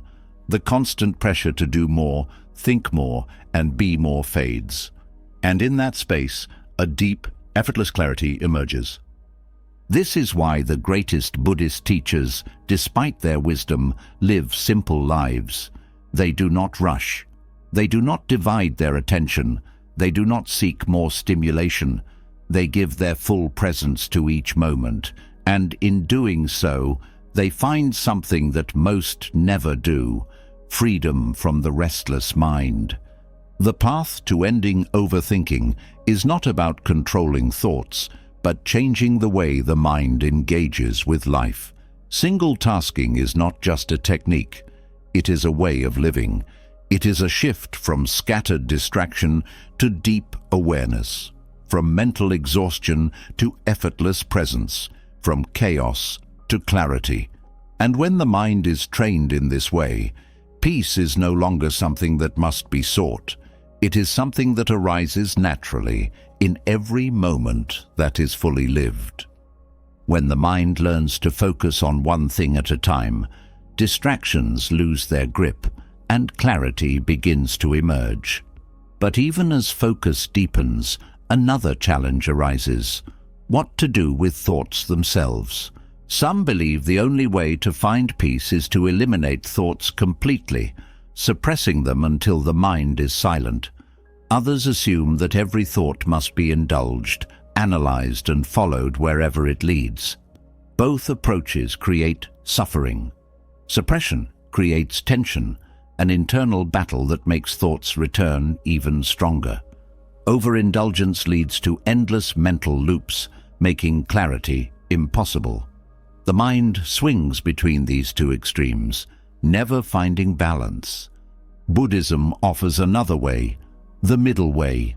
Instead of rejecting thoughts or being consumed by them, it teaches a balanced approach. Thoughts arise naturally, but they do not need to be controlled or entertained. They can be observed without force, without attachment, without resistance. This balance is what allows the mind to remain clear, neither overwhelmed by thoughts nor rigidly suppressing them. It is not about thinking more or thinking less. It is about thinking wisely. One of the most common mistakes people make when trying to quiet the mind is believing that peace comes from eliminating thoughts entirely. They fight against thinking, trying to silence the mind through sheer effort. But this only creates more tension.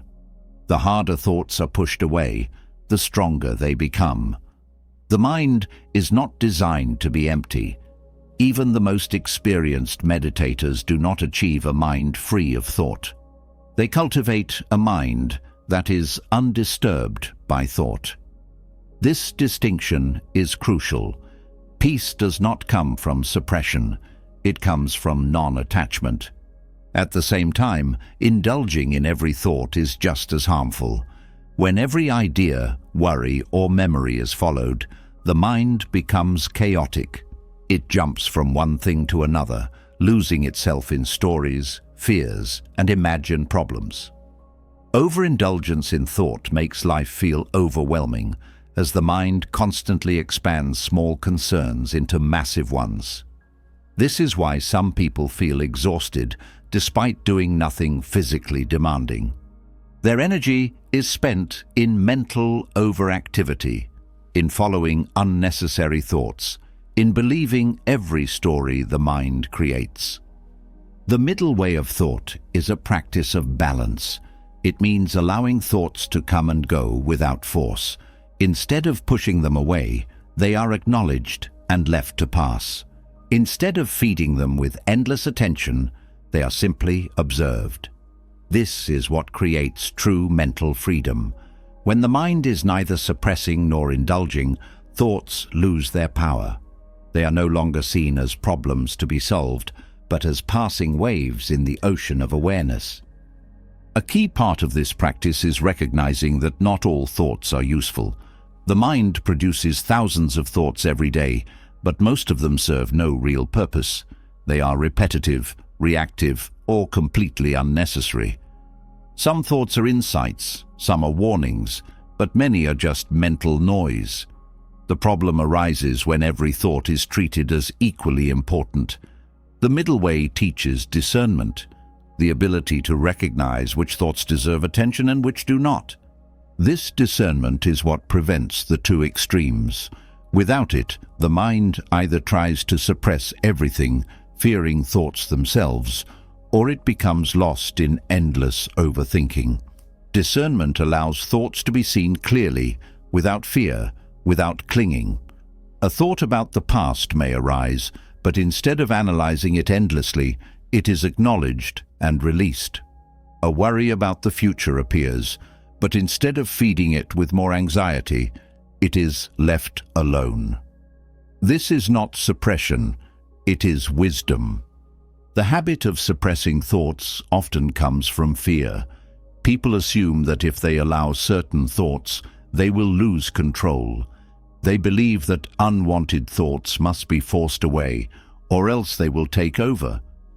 But thoughts only have power when they are resisted. When they are met with non-attachment, they fade on their own.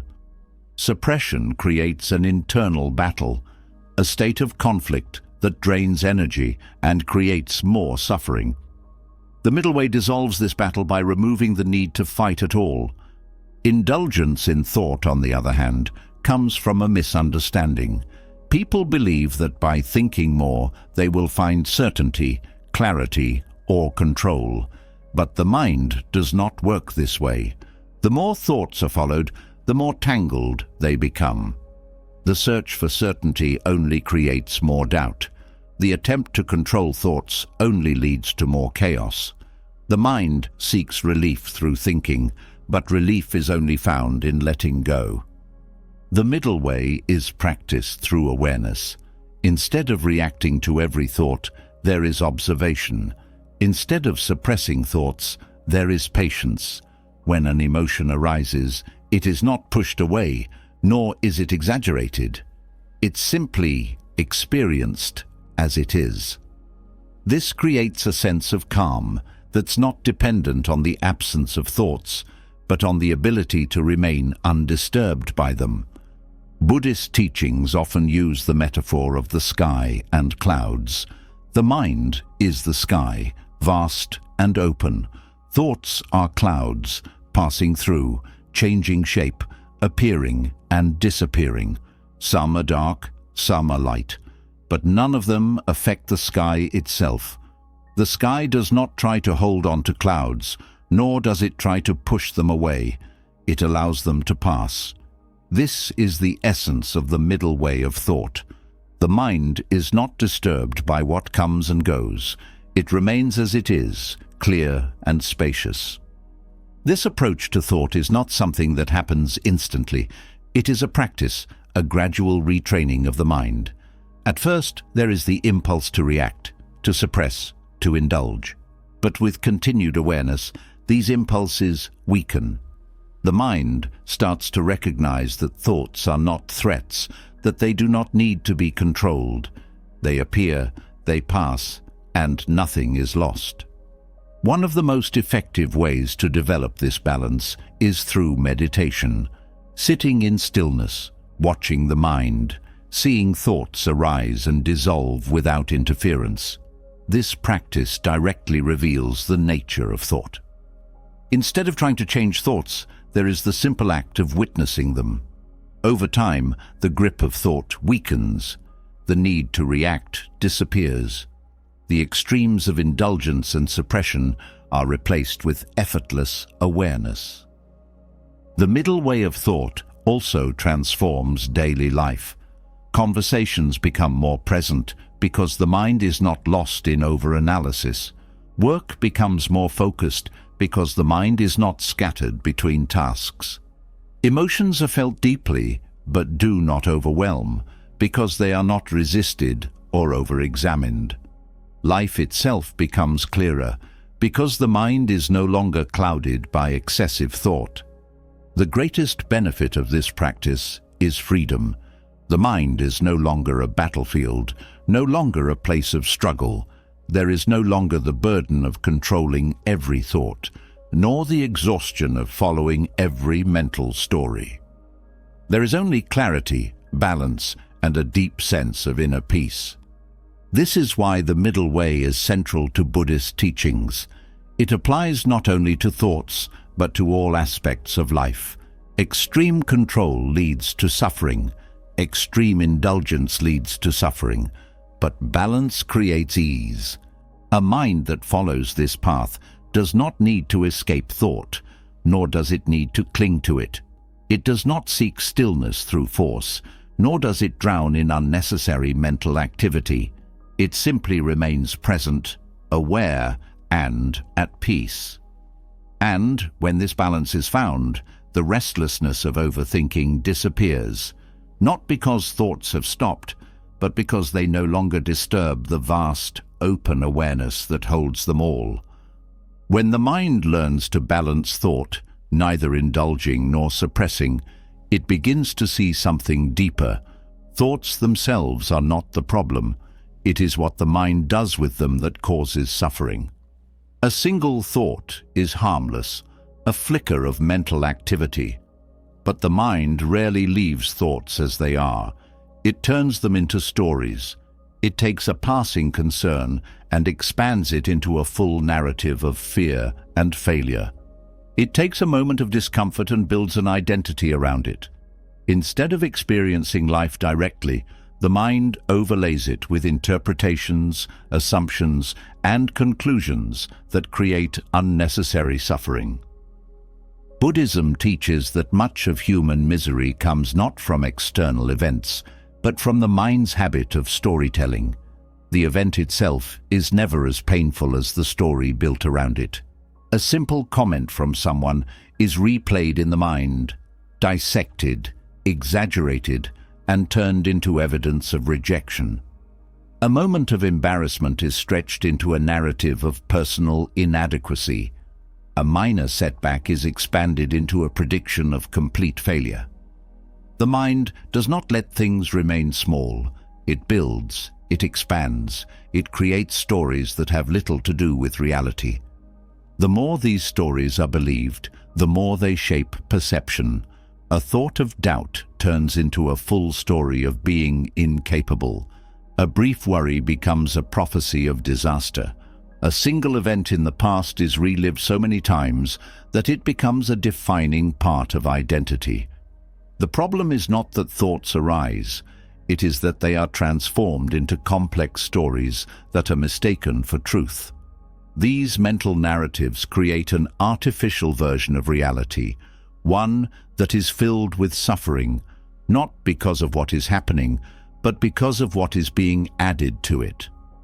Dropping the story means learning to see thoughts as they are, fleeting, insubstantial, and often unnecessary. It is the recognition that thoughts do not need to be built upon, that they do not need to be turned into narratives. A thought of worry can be left as a thought of worry. It does not need to become a mental movie of catastrophe. A thought of sadness can arise and dissolve without the mind creating an entire explanation for it. By dropping the story, thought is left in its pure form, just a passing mental event, no different from a cloud in the sky. The mind clings to stories because they provide a sense of identity. People do not just experience emotions, they attach narratives to them that reinforce their self-image. Someone who has failed at something does not just see it as an event, they create a story that they are a failure. Someone who experiences rejection does not just feel hurt in the moment, they construct a lifelong narrative of being unwanted. These stories shape behavior, reinforce limiting beliefs, and create a self that feels trapped in endless overthinking. Buddhism teaches that identity itself is a story. The self is not a fixed thing, but a collection of narratives pieced together from memory and thought. The moment these narratives are questioned, their power weakens. If the story of being incapable is dropped, what remains? If the story of being unworthy is released, what is left? Without stories, there is only direct experience. Life as it is, not as the mind has framed it. One of the greatest sources of mental suffering is the belief that stories are necessary. The mind assumes that analyzing, explaining, and narrating every thought will lead to understanding, but it only leads to entrapment. The deeper the story goes, the harder it becomes to see life clearly. Each added layer of thought moves further away from direct experience. The truth is never found in the mind's explanations. It is found in what is, before the story is created. Breaking the habit of storytelling begins with awareness. The moment a thought arises, there is a choice, to let it pass or to build on it. If it is left alone, it dissolves naturally. If it is fed with more thought, it becomes a story. Most suffering is self-created, built through repeated mental construction. When this is seen directly, the need to build stories begins to fade. The strongest stories are the ones tied to the past. The mind replays old wounds, adding meaning, interpretation, and conclusions that were never part of the original experience.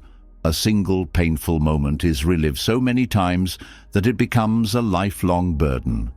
The story is not just a memory, it is kept alive through constant mental reinforcement.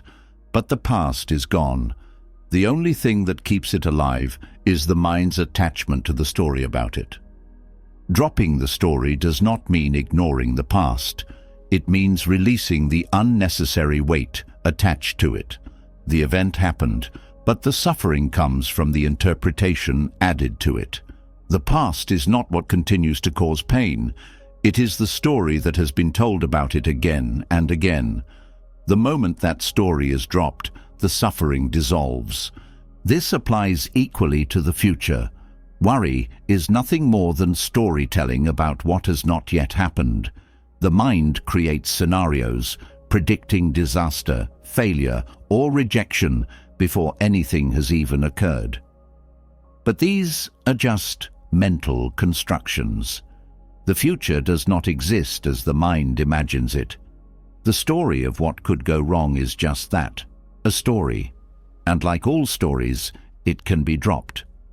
Buddhist practice encourages direct experience as a way to break free from storytelling. Instead of analyzing emotions, they are felt fully, without mental commentary.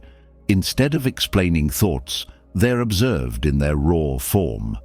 Instead of interpreting events, they are experienced as they are.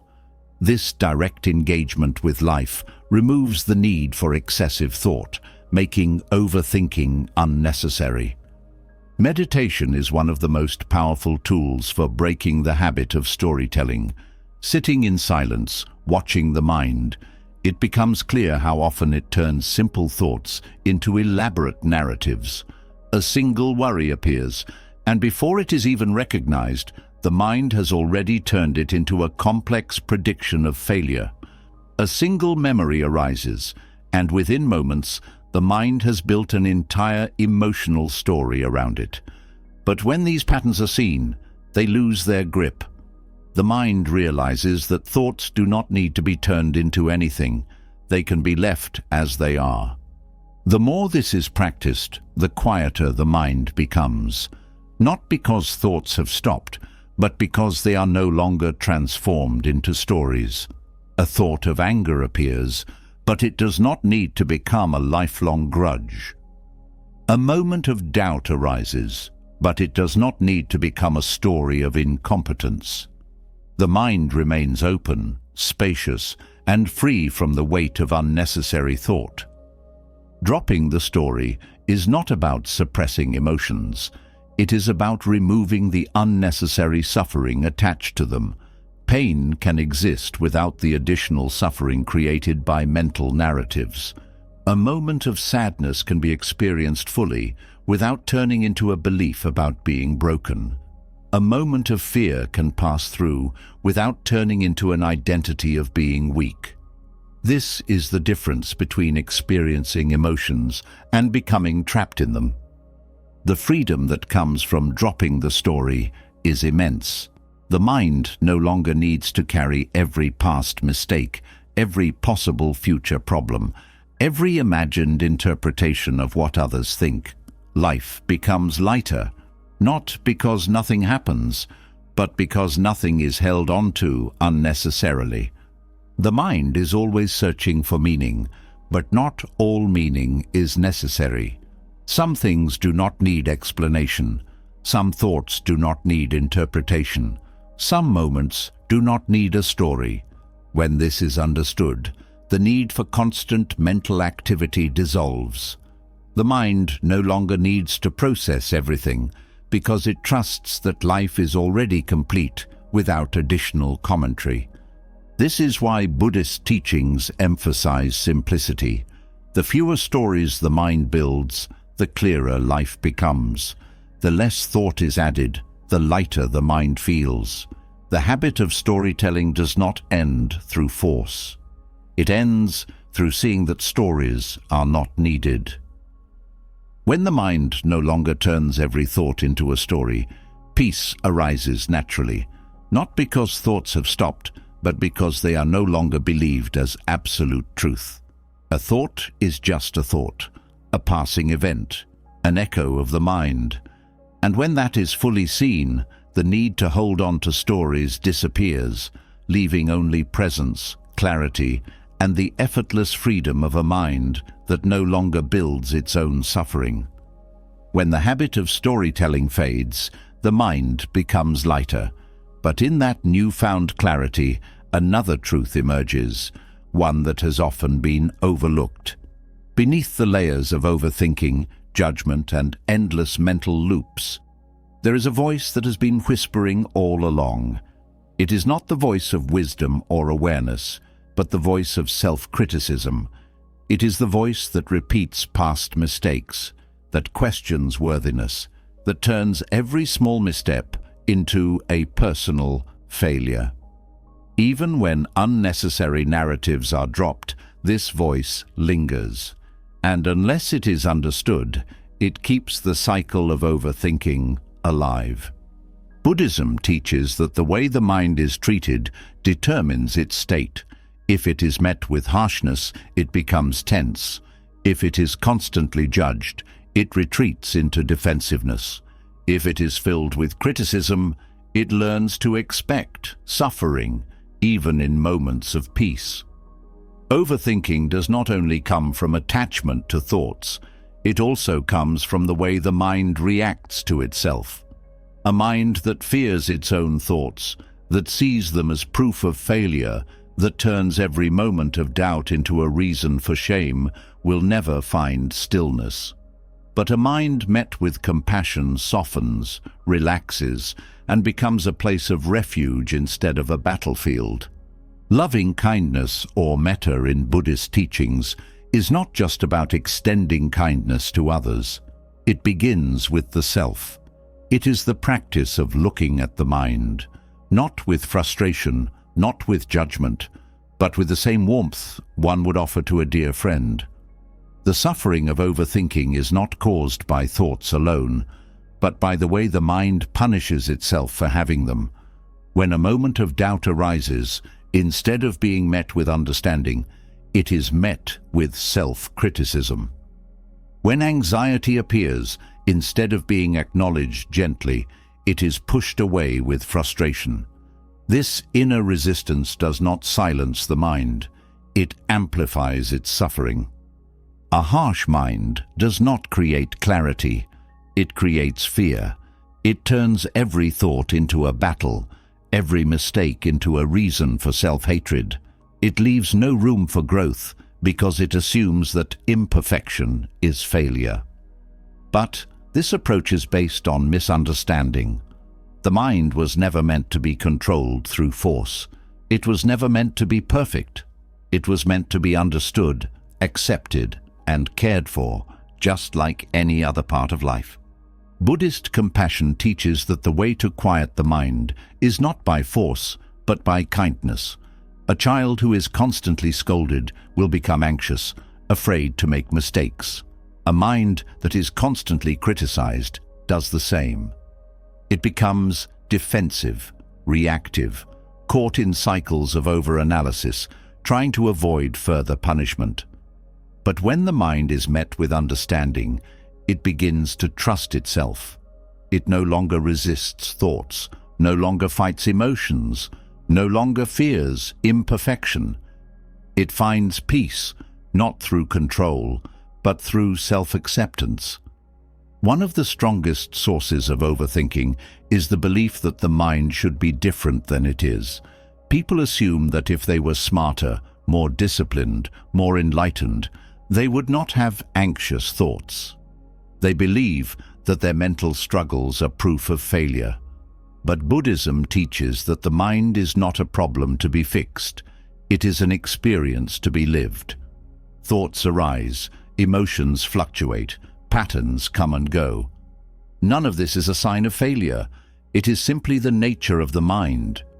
Compassion for the mind means releasing the need for it to be perfect. It means understanding that overthinking is not a personal flaw, but a habit formed over time.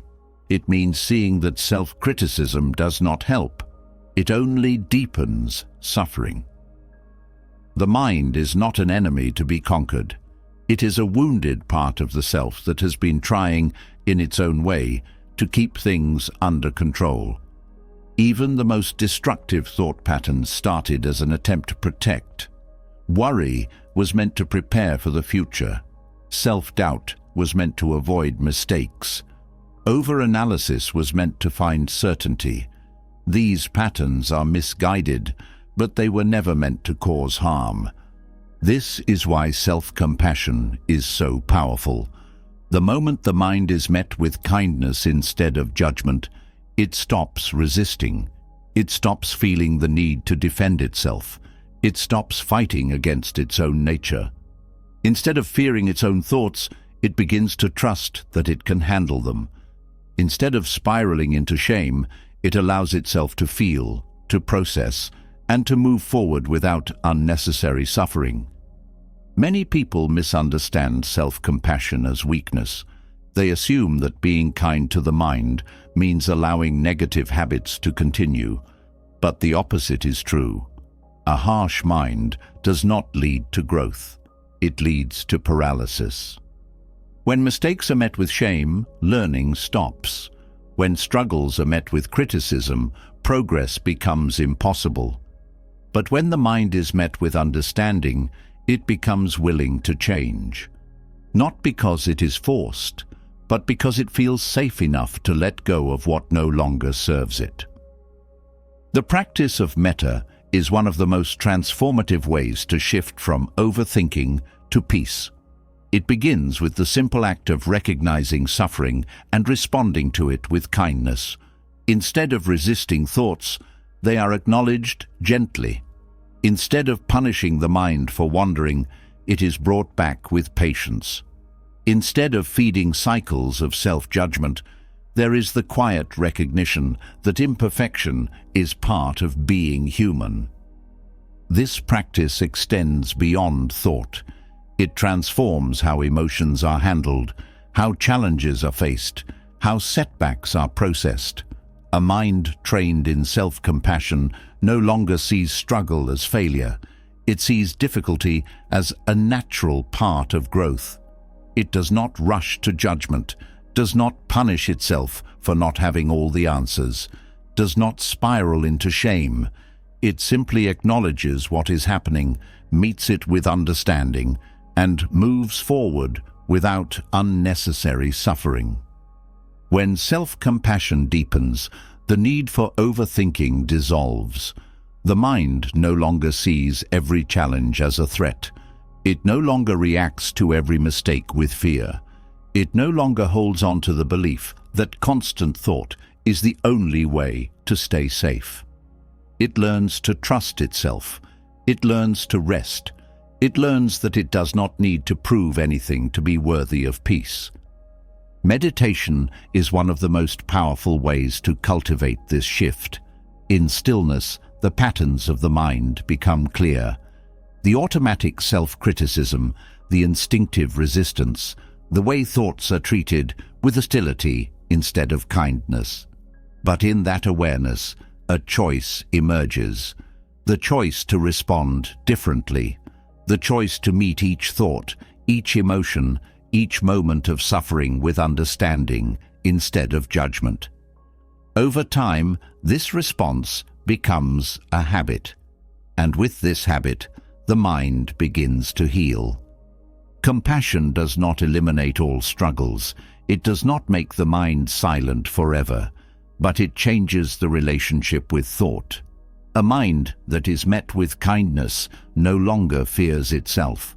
It no longer turns every small difficulty into a crisis. It no longer punishes itself for simply being as it is. And in that space, the mind finds something it has been searching for all along. Not more control, not more certainty, but the quiet, effortless relief of finally being at peace with itself. When the mind is met with compassion, its grip loosens. The weight of self-criticism lightens, the inner battles weaken, and a new understanding begins to take shape. But even as kindness grows, another truth must be faced. Thoughts themselves are not as solid, reliable, or meaningful as they appear. The mind produces an endless stream of thoughts, yet most of them dissolve as quickly as they arise.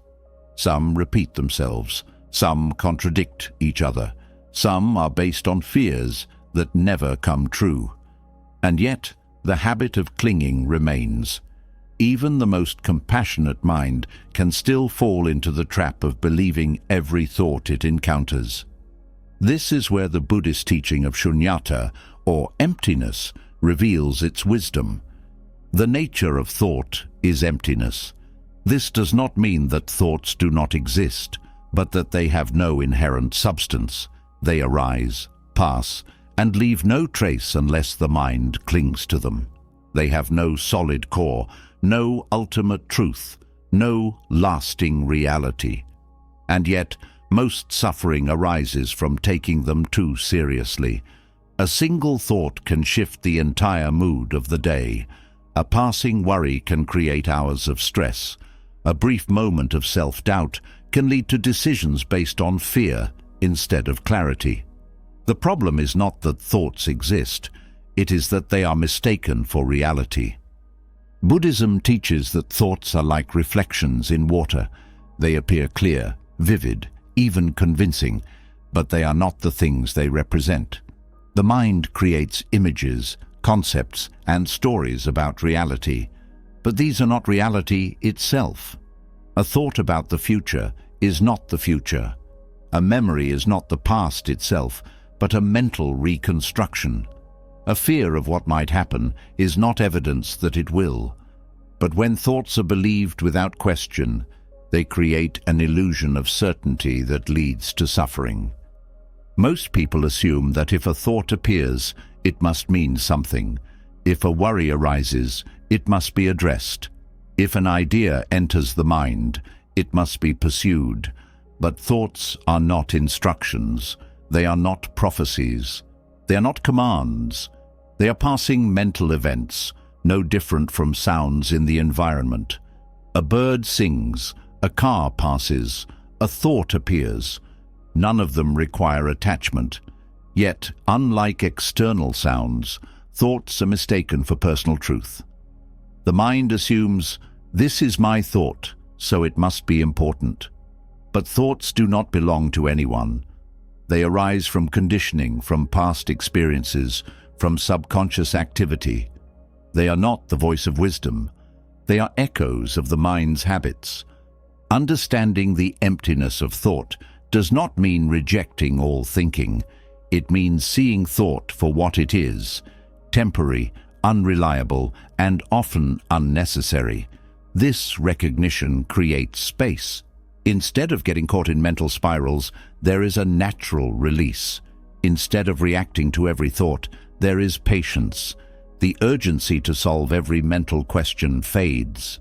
The pressure to analyze every feeling dissolves. The mind begins to see that most thoughts, if left alone, disappear on their own. One of the strongest illusions of thought is the belief that more thinking leads to more clarity. But the opposite is often true. The deeper thoughts are analyzed, the more tangled they become. The more a problem is thought about, the more complex it appears. The more emotions are dissected, the stronger they seem. Thought does not always resolve itself through more thought. Often, peace is found in stepping back, in allowing thoughts to rise and fall without interference. Shunyata is not a philosophy to be accepted intellectually. It is a reality to be experienced directly. In meditation, the emptiness of thought becomes clear. A thought arises, it stays for a moment, then it fades. If it is not grasped, it passes like a cloud in the sky. The mind may try to hold on to it, to examine it, to find meaning in it. But when thought is left alone, it vanishes, revealing its impermanent nature. The suffering that seemed attached to it also fades. It was never the thought itself that caused suffering, but the clinging to it. A common fear is that without attachment to thought, life will lose its direction. People believe that they need to grasp thoughts to stay in control, to make decisions, to plan, to understand. But clarity does not come from grasping. It comes from seeing. When thought is no longer mistaken for absolute truth, the mind operates with more precision, not less. It moves with ease instead of tension. It responds instead of reacting. It trusts that insight arises naturally when space is given. not when the mind forces conclusions. This is why some of the greatest wisdom arises in moments of stillness. When the mind is no longer straining to understand, clarity emerges on its own. When thought is given room to breathe, it settles naturally. This is not passivity. It is intelligence beyond effort. The mind that does not rush to control thought sees with greater accuracy. It knows that not every passing idea deserves attention. Not every worry needs a solution. Not every judgment is true. Over time, this practice transforms daily life. The grip of thought loosens. Worries appear, but do not take root. Self-doubt arises, but is not followed. Irritations come and go without turning into prolonged frustration. The need to argue with reality fades. There is less mental noise, less inner resistance, less suffering. Life becomes lighter, not because thoughts have disappeared, but because they are no longer mistaken for reality. This shift does not mean thought loses its usefulness. The mind still functions, still plans, still reflects, but it does so without excess. It no longer overthinks small details. It no longer replays conversations endlessly. It no longer turns fleeting emotions into personal crises. Thought remains, but its weight is gone. It becomes a tool rather than a master. A practical way to cultivate this awareness is to question thoughts as they arise, not to debate them, not to argue with them, but to see their nature clearly. If a thought says, "This will go wrong," is that an undeniable truth or just mental activity? If the mind says, "I am not good enough," where is the proof? If a worry appears about the future, does worrying change the future?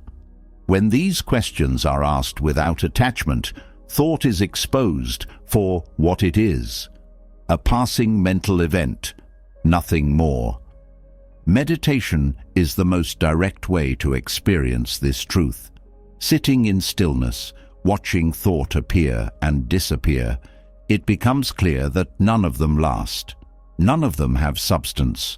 None of them need to be held on to. In this practice, the weight of the mind dissolves. Thought still arises, but it does not control. It no longer pulls the mind into unnecessary suffering. It no longer dictates emotions, choices, or identity. This realization is not about disengaging from life.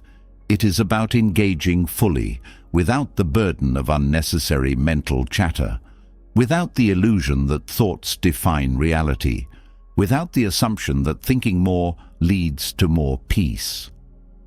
When the mind sees the emptiness of thought, it is no longer enslaved by it.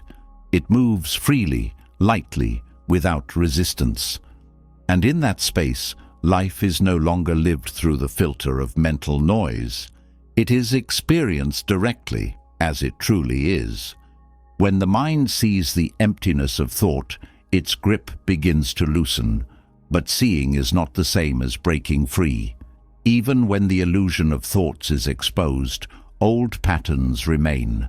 Thoughts may no longer be taken as absolute truth, but they still arise, repeating the same cycles, pulling attention in familiar directions. The weight of overthinking is not just in believing thoughts, but in being caught in them before awareness even has a chance to intervene. Recognizing this is one step, but transformation happens when the root of overthinking is revealed. And there is only one way to see it clearly: silence.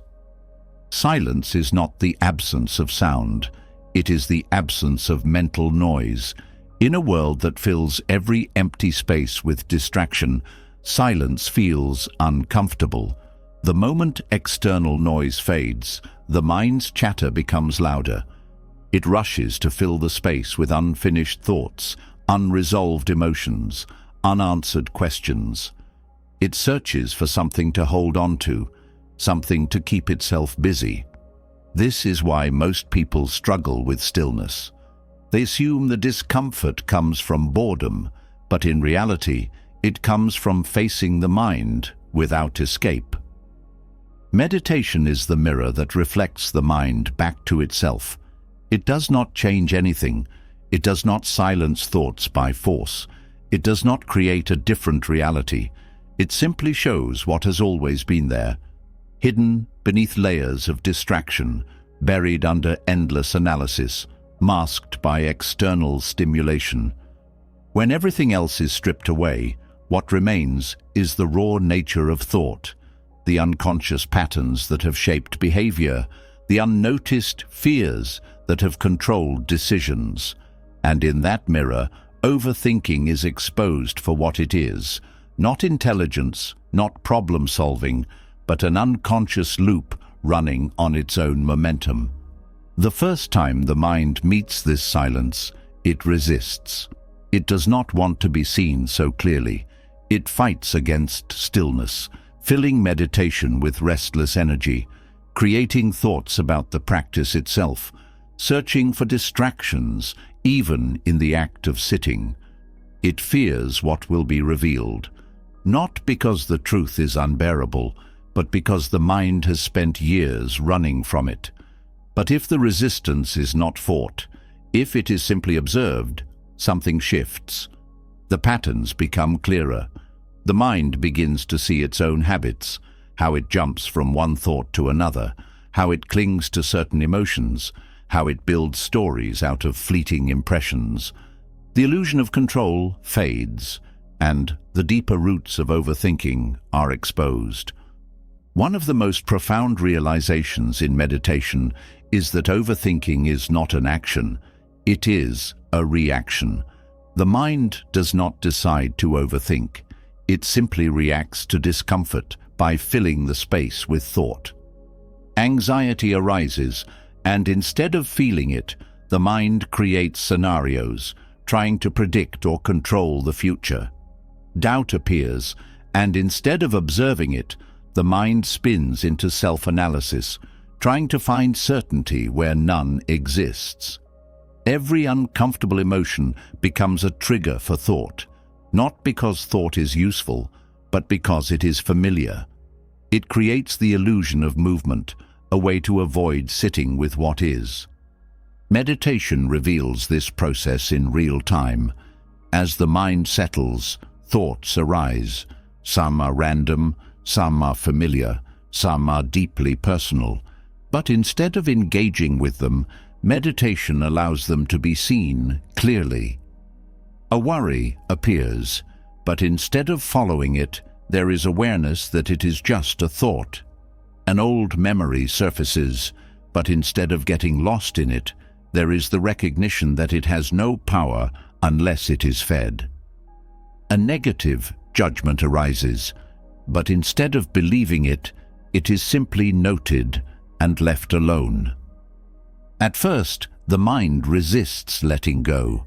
It tries to justify every thought, convincing itself that analysis is necessary, that certain thoughts must be followed, that without thinking, control will be lost. But as meditation deepens, something profound happens.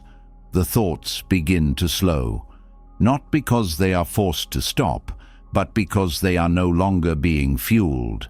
The habit of overthinking is broken not by fighting thoughts, but by losing interest in them. The mind starts to prefer stillness over mental noise, clarity over unnecessary complexity, presence over endless rumination. This is where real freedom begins. Overthinking is not something that needs to be fixed. It is something that dissolves when it is no longer needed. When the mind is no longer using thought to escape discomfort, when it no longer believes that more thinking leads to more control, when it sees directly that peace does not come from solving every question, but from letting go of unnecessary ones, the habit fades. It no longer has the same grip. Thoughts still arise, but they do not take over. Mental chatter still exists, but it is background noise, not an overwhelming force. Meditation also reveals another truth. Most of the thoughts that create suffering are not new. They are recycled patterns, echoes of past worries, variations of the same self-doubt, the same imagined fears, the same unresolved emotions disguised as new problems. The mind repeats itself, convincing itself that each new thought is important, but in meditation, this repetition becomes obvious. The same patterns appear over and over. The same worries, the same doubts, the same mental loops, and once seen clearly, they lose their power. This is why deep meditation does not just quiet the mind temporarily. It uproots overthinking at its source. It does not teach the mind to avoid thoughts, nor does it force silence. It simply removes the illusion that thought is necessary for peace. It trains the mind to see thought as it is, impermanent, insubstantial, often unnecessary. And in that recognition, the need to overthink dissolves. The more this is practiced, the more effortless it becomes. At first, the mind may struggle. It may slip back into old habits. It may resist stillness. It may convince itself that meditation is pointless. But over time, the effort disappears. Thought loses its grip naturally. There is no need to force clarity. It emerges on its own. No need to stop thinking. It slows on its own. No need to fight the mind. It becomes still on its own. In daily life, this shift changes everything. There is less urgency in solving problems that do not need solving. There is less attachment to opinions that were never necessary. There is less mental clutter, less inner resistance, less wasted energy on thoughts that serve no purpose. The mind moves through life with more ease, more fluidity, more presence, not because it has been controlled, but because it has been understood. This is the power of meditation, not as a technique, but as a direct experience of truth.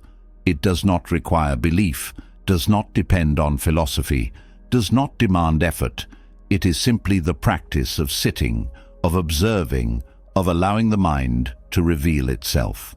And in that space, the deepest patterns of overthinking are exposed, not through struggle, but through silence.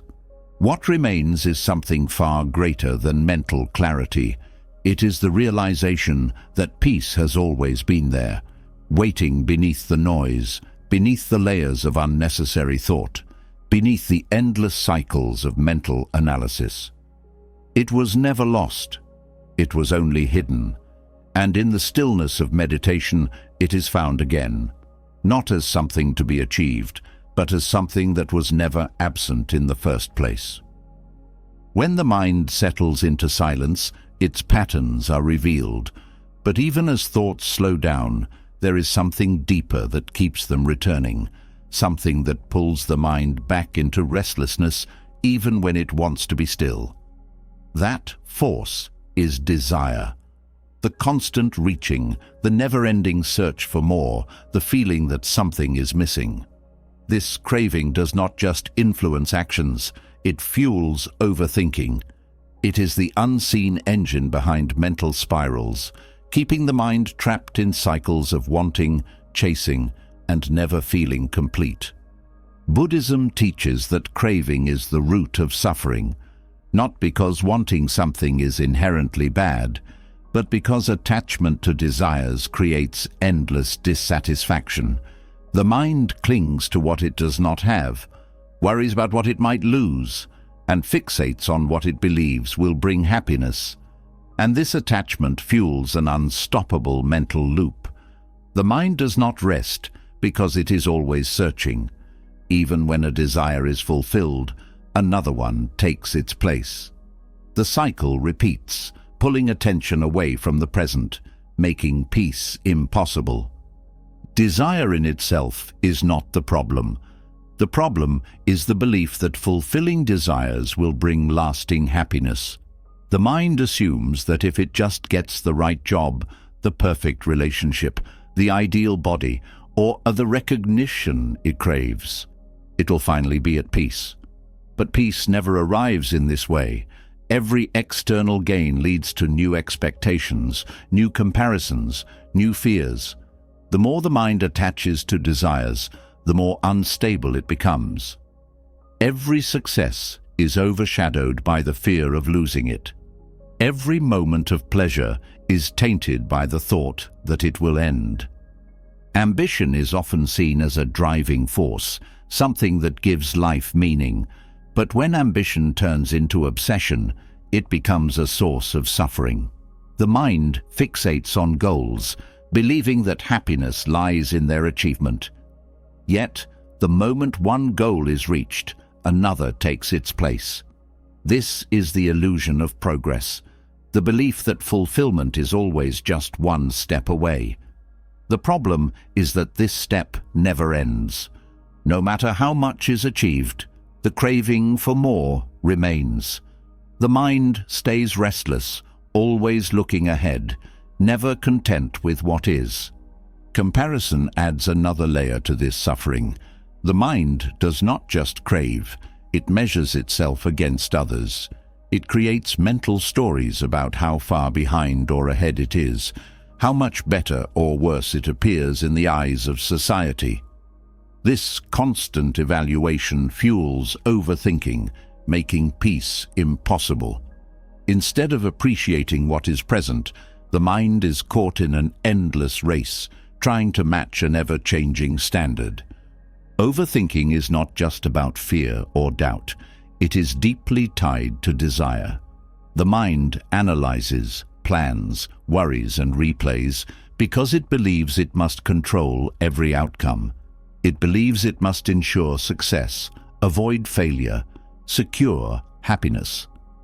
The stronger the craving, the stronger the overthinking.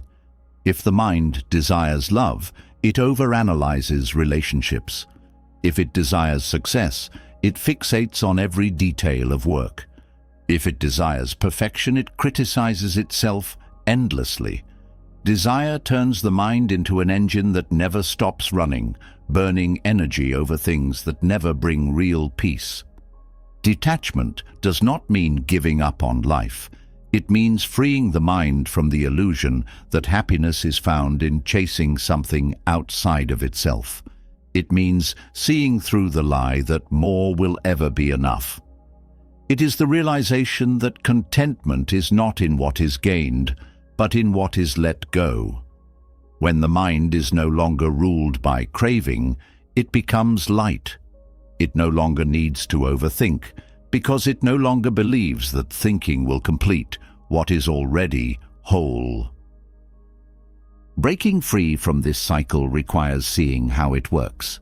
The mind must look directly at desire, not with resistance, but with awareness. It must observe how every craving leads to attachment, how every attachment leads to fear, how every fear leads to overthinking. The mind must question whether the things it chases actually bring the peace it seeks. When this is seen clearly, detachment happens naturally. The mind no longer clings to desires, because it sees that they do not hold the happiness they promised. There is nothing wrong with enjoying life, but enjoyment is different from attachment. A person who enjoys something fully in the moment, without needing it to last forever, experiences true freedom. But a person who attaches to enjoyment, fearing its loss, turning it into an identity, making it the source of their happiness, becomes trapped. The mind becomes addicted to keeping what cannot be kept, to chasing what always changes. This is the root of suffering, and this is what fuels endless thought. Meditation reveals this attachment in real time. Sitting in silence, the mind becomes restless. It craves stimulation, it wants movement, it searches for something to hold on to. But in that craving, the pattern becomes clear.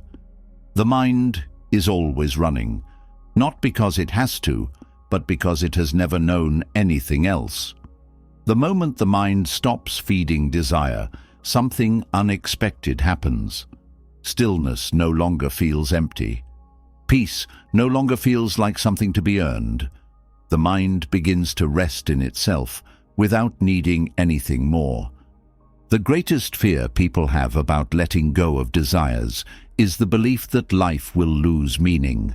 If there is no craving, no ambition, no striving, will there be anything left? But meaning is not found in attachment.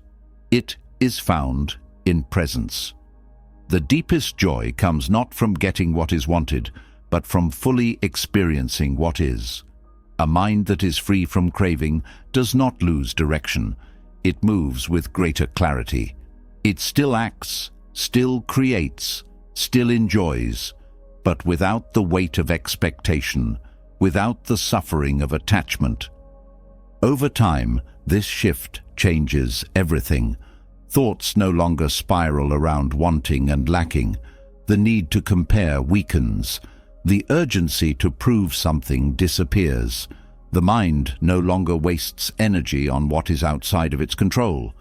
It stops trying to force life to match its expectations and instead meets life as it is. This is not passivity. It is the deepest form of freedom. It is the ability to engage fully without being owned by what is engaged in. This understanding is not intellectual.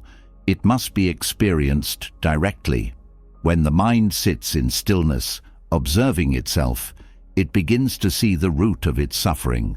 It sees that desire is not just about objects, status, or success. It is woven into every aspect of thought. It is present in the way the mind clings to identity, to beliefs, to control. It is the cause of every mental struggle. And when this is fully seen, the grip of desire weakens. The mind stops running. Overthinking fades, not because thought is forced to stop, but because the need for it disappears.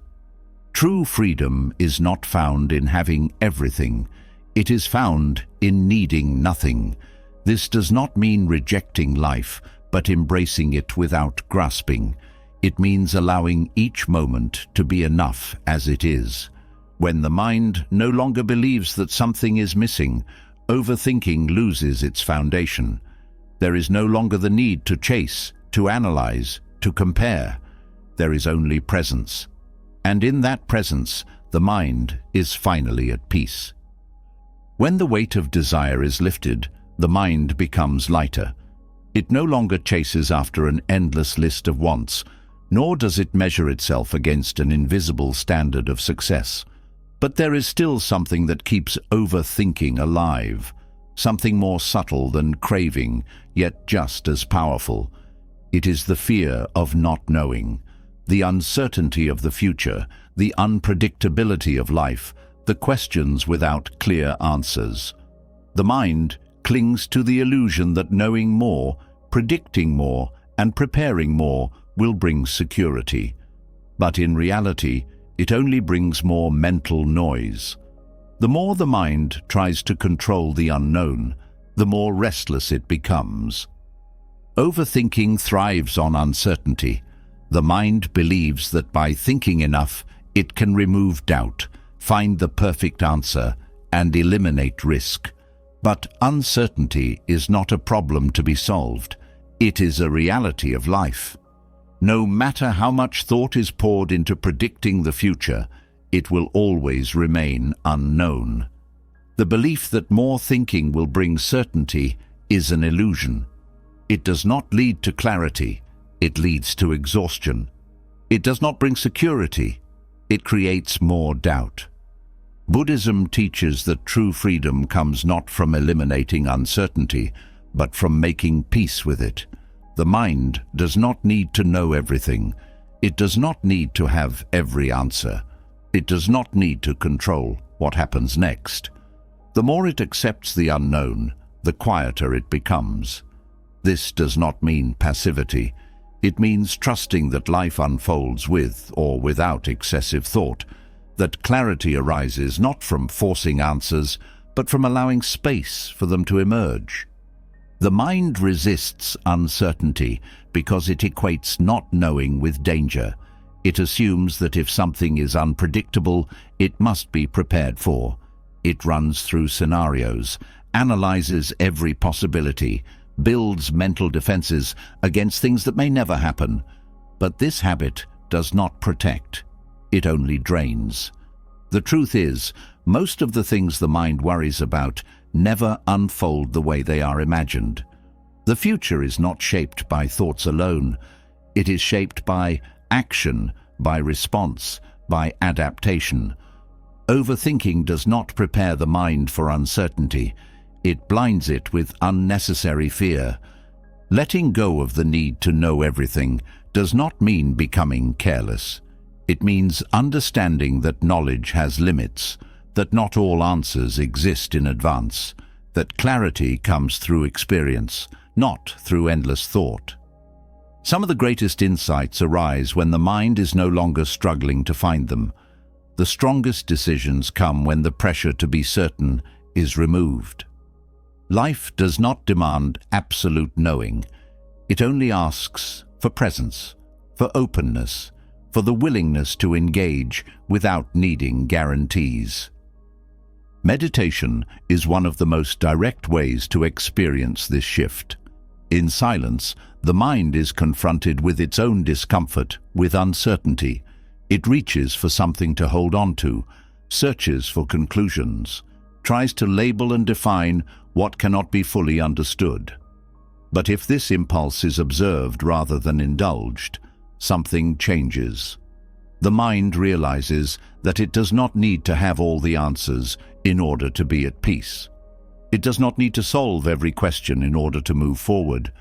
The habit of grasping at certainty weakens, and a new kind of clarity emerges, not one built on absolute knowing, but one rooted in deep trust. Over time, this understanding transforms daily life. The fear of making the wrong decision fades. The pressure to predict the future weakens. The need to have everything figured out loses its power. Instead of seeing uncertainty as something to battle, the mind begins to see it as something natural, something that has always been part of life. Every moment is unknown. Every breath is uncertain. The future has never been guaranteed. And yet, life continues. The mind has always adapted. Fear has never been a requirement for survival. This is where true stillness arises, not from controlling thought, not from predicting outcomes, but from trusting the unknown. A mind that does not fear uncertainty is a mind that does not waste energy trying to resist it. It is a mind that moves with life instead of against it. It no longer needs to grasp, to analyze endlessly, to demand answers that do not yet exist. It simply meets each moment as it comes, unburdened by the need to control what cannot be controlled. Some of the greatest suffering in life comes from trying to force certainty where none exists. People make choices based on fear rather than wisdom, trying to eliminate all risks, trying to ensure that nothing unexpected happens. But life is not meant to be predictable. It is not meant to be controlled through over-analysis. It is meant to be lived. When the mind releases its attachment to certainty, it moves with a freedom that was never possible before.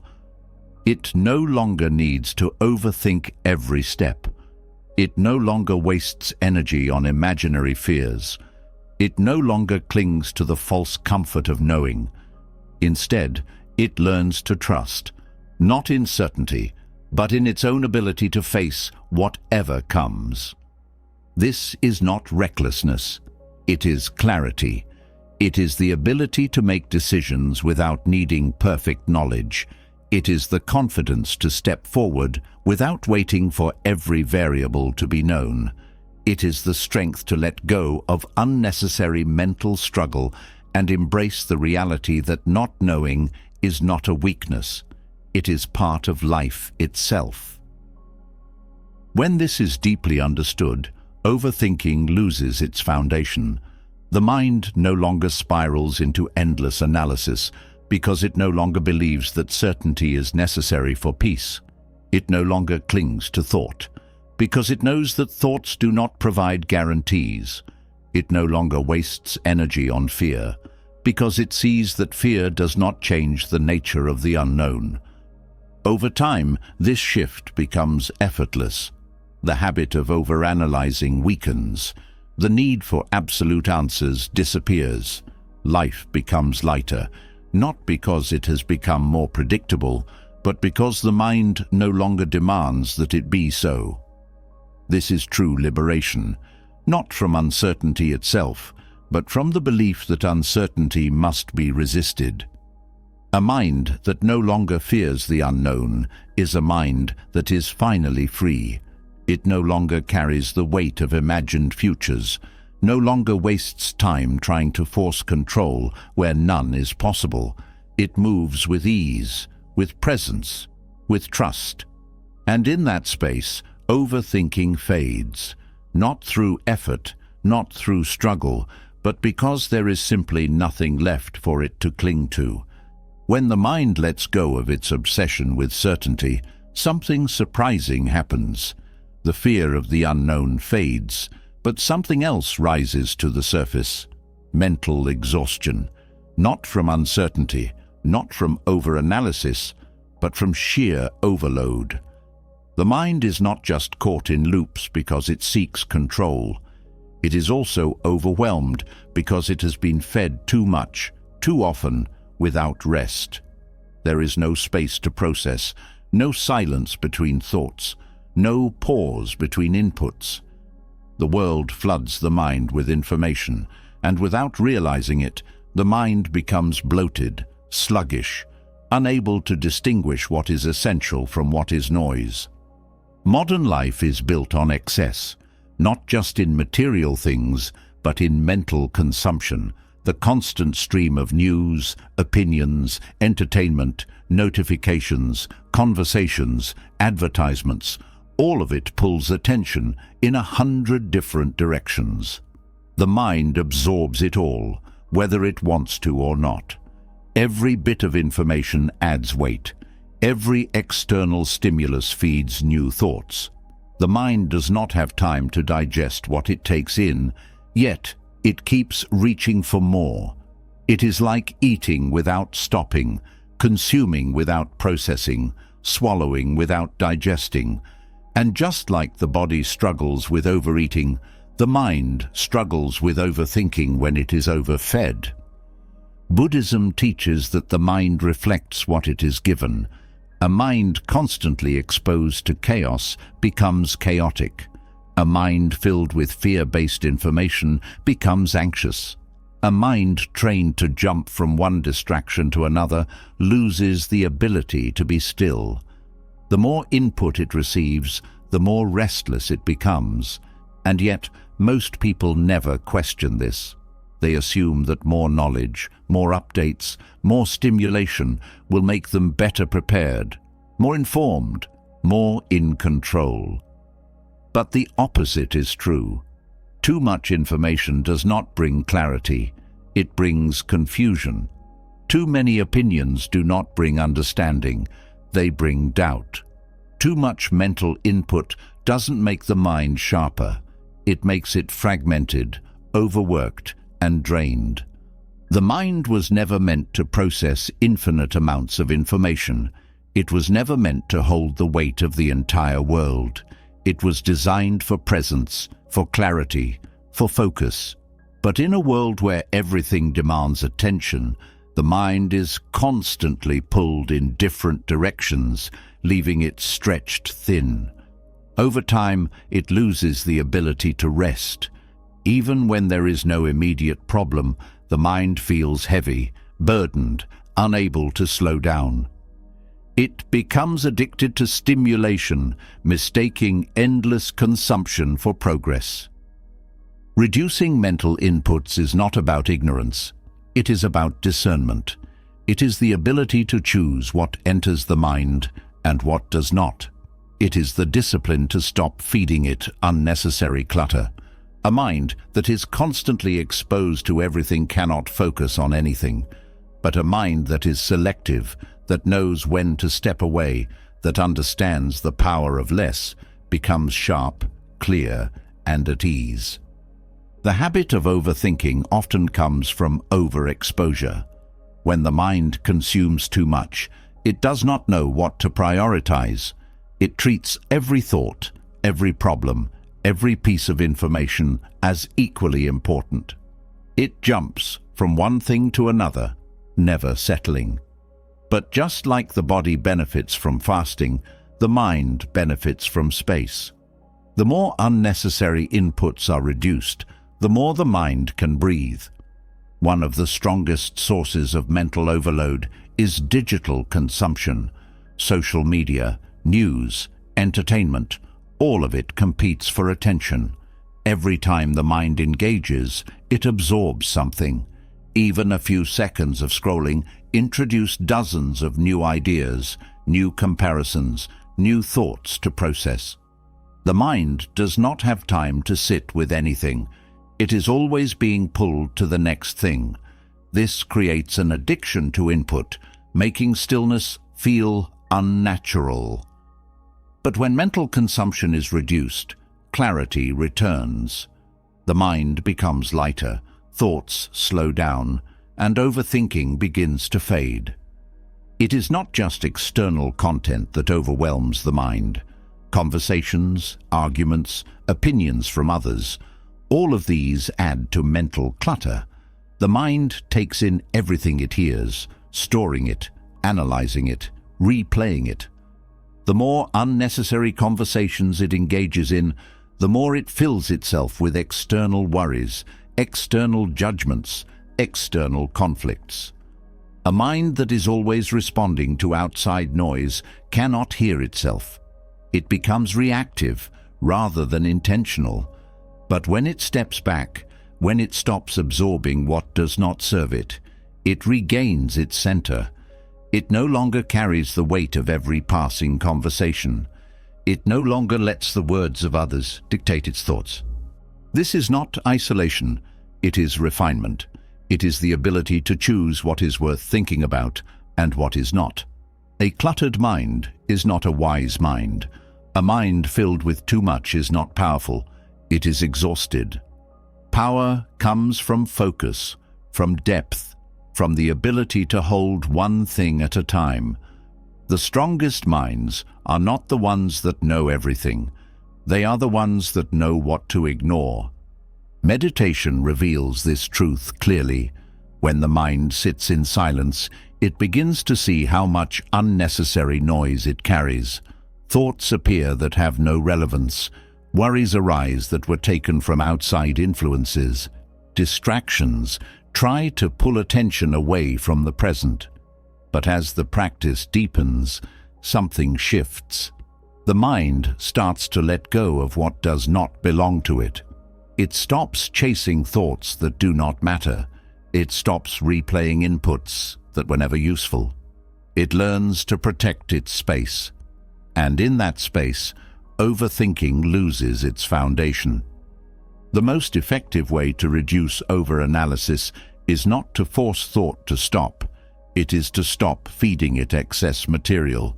When the mind is given less, it thinks less. When it is no longer overwhelmed, it no longer overreacts. When it is not constantly pulled in different directions, it can focus, settle, and see with greater clarity.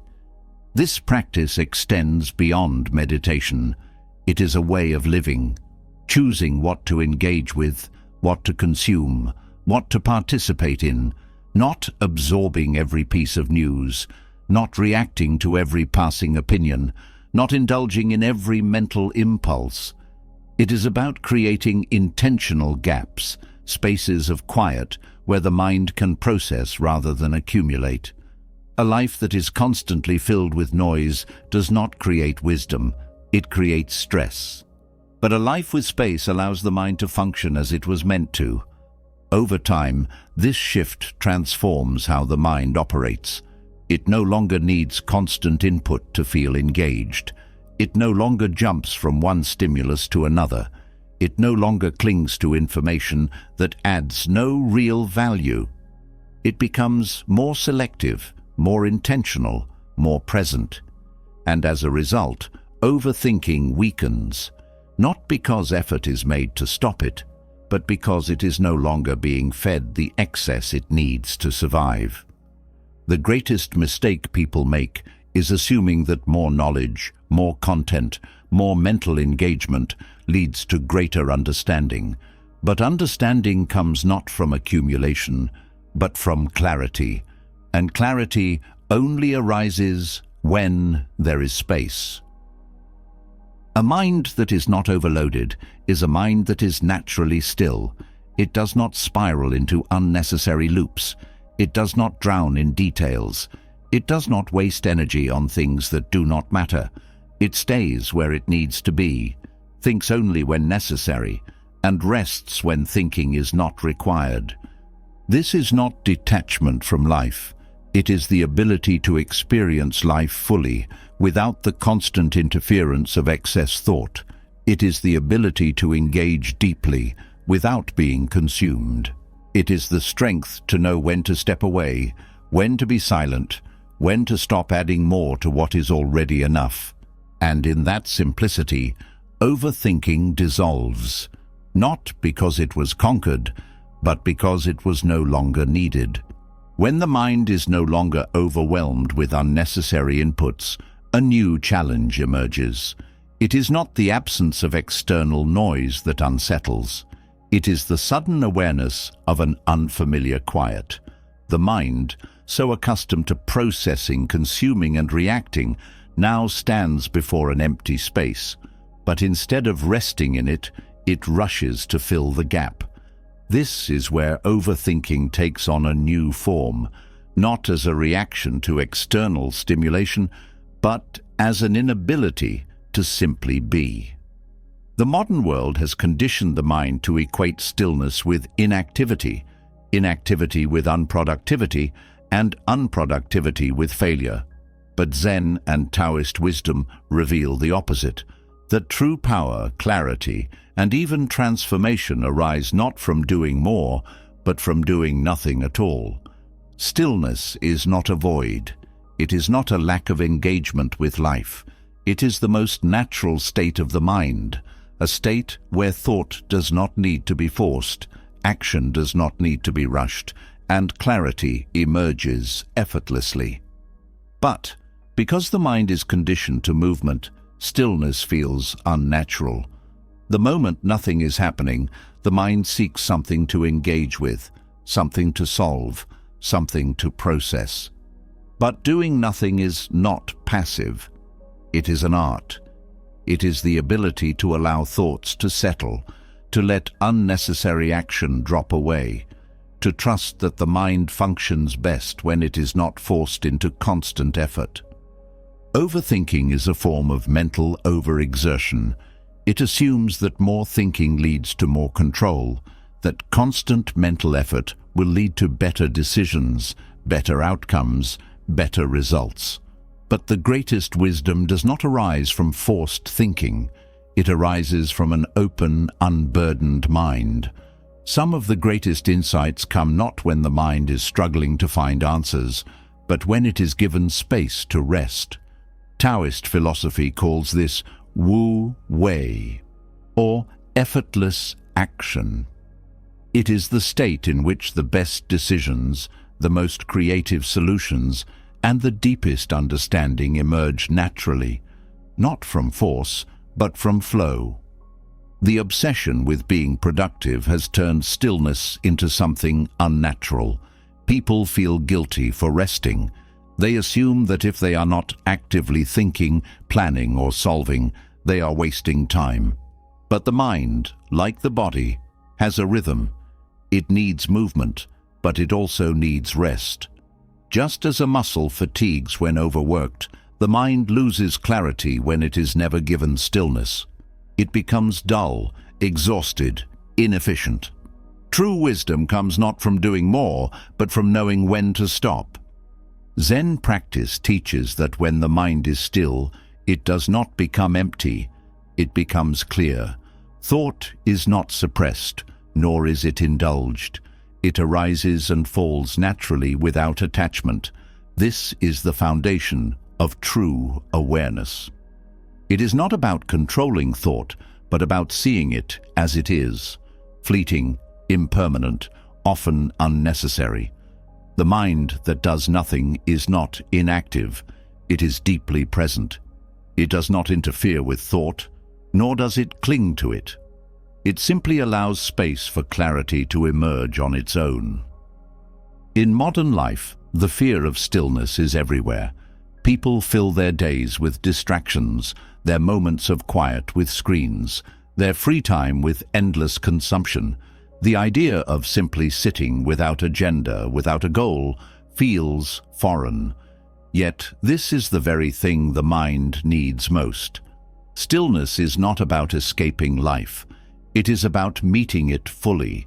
It is about experiencing the present without needing to alter it, without the mind rushing to the past or the future, without the need to fill silence with noise. Overthinking thrives on urgency. It tells the mind that everything must be figured out immediately, that every problem must be solved now, that every uncertainty must be eliminated. But wisdom arises when the mind steps back, when it stops forcing, when it allows solutions to unfold in their own time. The more the mind learns to rest in stillness, the less it feels the need to control. The less it controls, the less it overthinks. The Taoist masters spoke of the way water moves through the world. It does not struggle, it does not force, it does not resist. It flows, it adapts, it moves with effortless intelligence. The mind is meant to do the same. But instead of flowing, it often fights against life, trying to force clarity, trying to make things happen faster, trying to control what is beyond its reach. This is what creates exhaustion.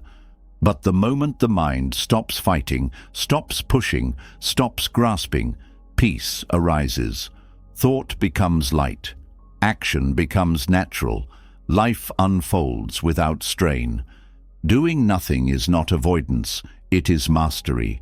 It is the ability to sit in stillness without needing to escape. It is the ability to trust that clarity does not come from force, but from space. It is the ability to move with life rather than against it. This is why the greatest minds throughout history, philosophers, poets, spiritual masters, valued solitude, silence, and stillness. They understood that true understanding doesn't come from overthinking. It comes from listening to the mind when it is quiet. Meditation is the direct experience of this truth. It is the practice of sitting in nothingness, of observing without interference, of allowing thought to rise and fall without reaction. In meditation, the mind begins to see its own patterns, the way it rushes to fill gaps, the way it clings to thought, the way it resists emptiness. But if the mind does not interfere, if it simply allows stillness to exist, something profound happens. The need to overthink dissolves. The need to grasp at certainty weakens. The mind becomes lighter, not because it has solved everything, but because it no longer believes that everything needs solving. In daily life, this shift changes everything. The tendency to rush disappears. The need to react to every thought fades. The belief that mental effort equals wisdom is replaced with the understanding that clarity arises naturally when given space. Overthinking is not fought, it is outgrown.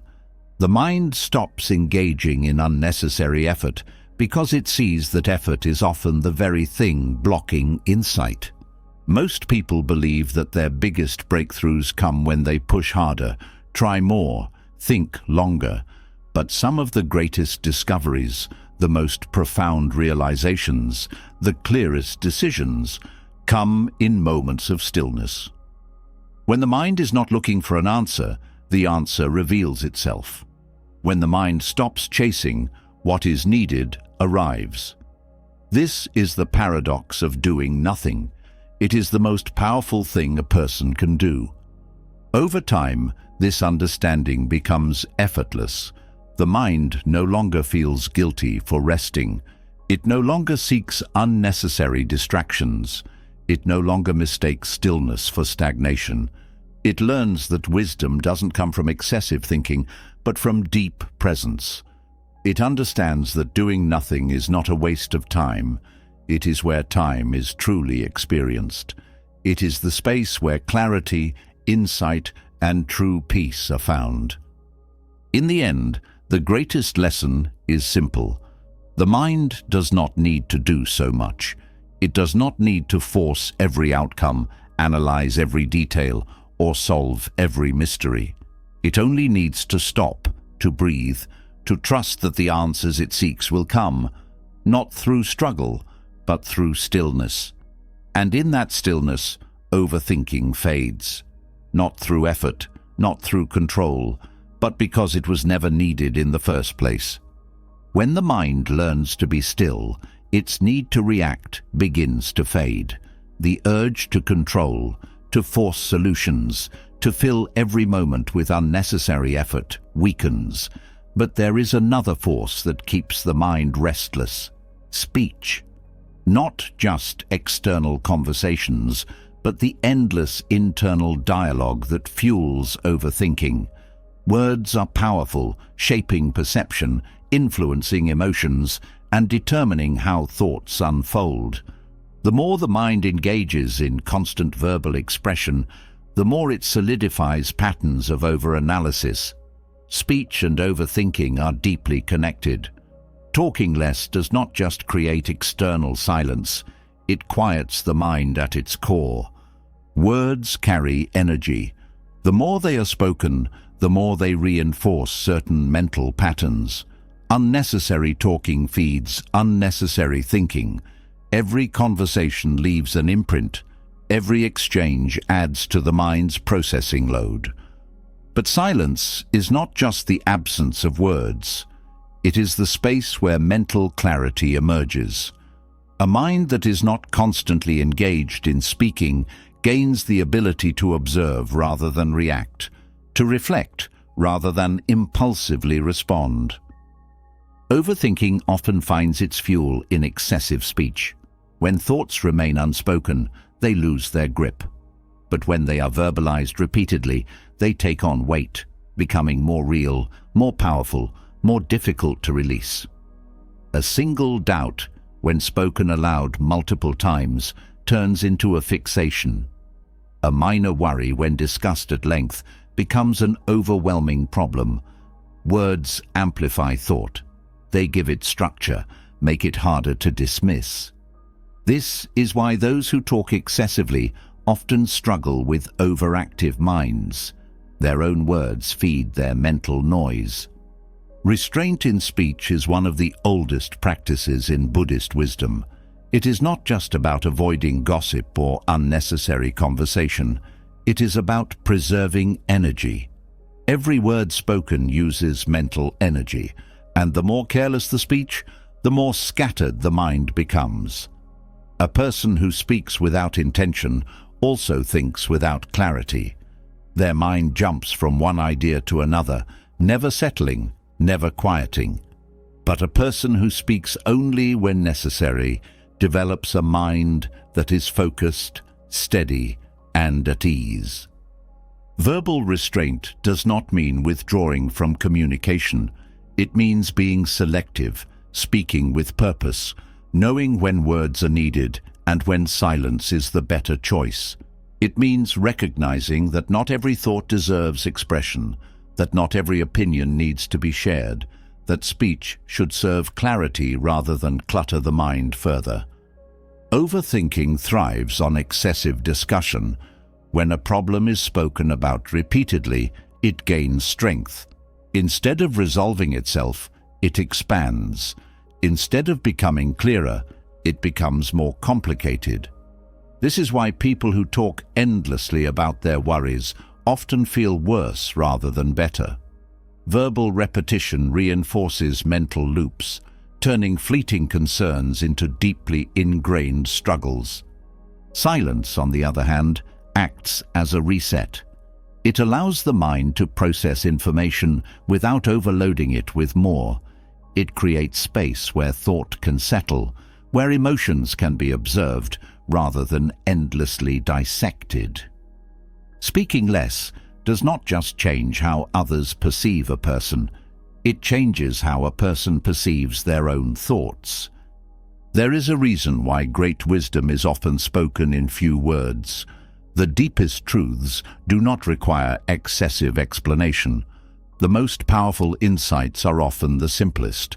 Speech that is thoughtful, intentional, and concise reflects a mind that is clear, disciplined, and calm. But speech that is uncontrolled, reactive, and endless reflects a mind that is restless, confused, and scattered. Talking less also changes relationships. Many conflicts, misunderstandings, and emotional struggles arise not from real issues, but from excessive words. Arguments escalate because of unnecessary talking. Over-explanation creates confusion rather than clarity.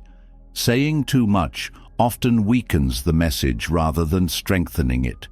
But when speech is measured, when words are chosen carefully, communication becomes more meaningful, more precise, more impactful.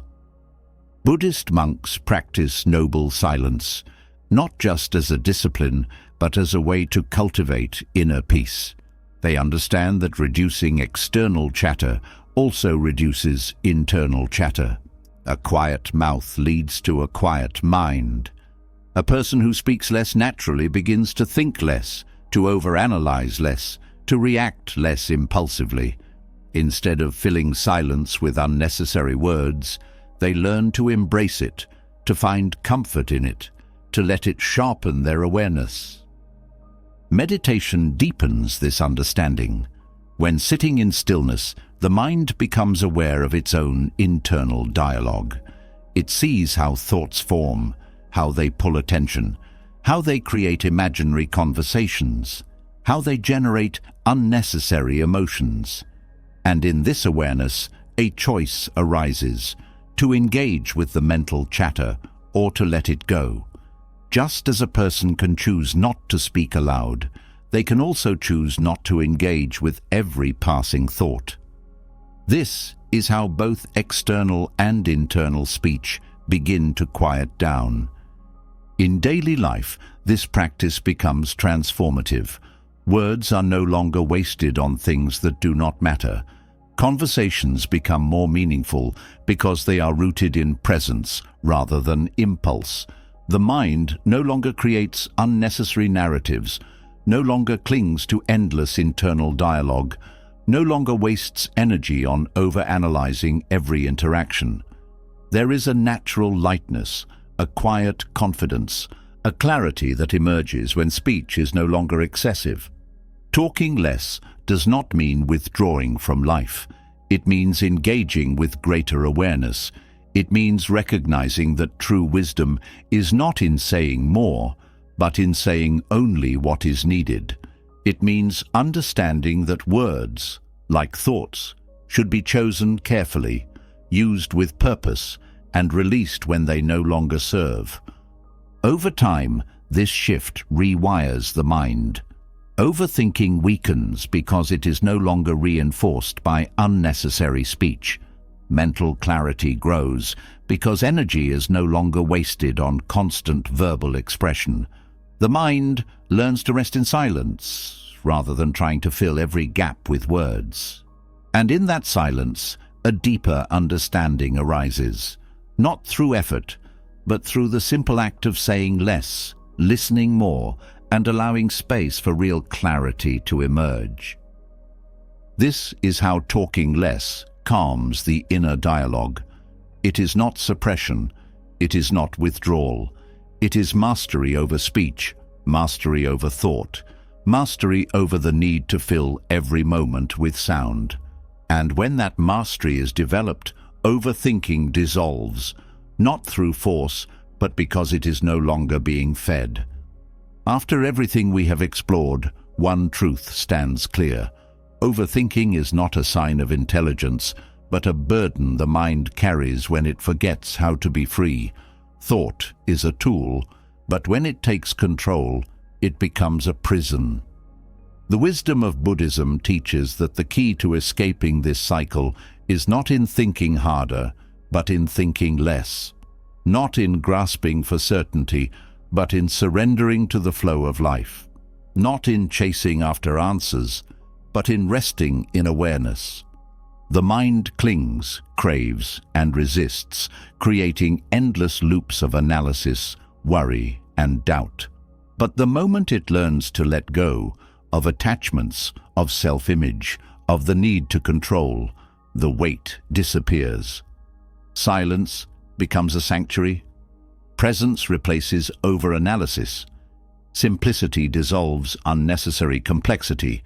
And what remains is clarity, peace, and an unshakable calm. There is no grand technique, no hidden secret, no complex philosophy to memorize.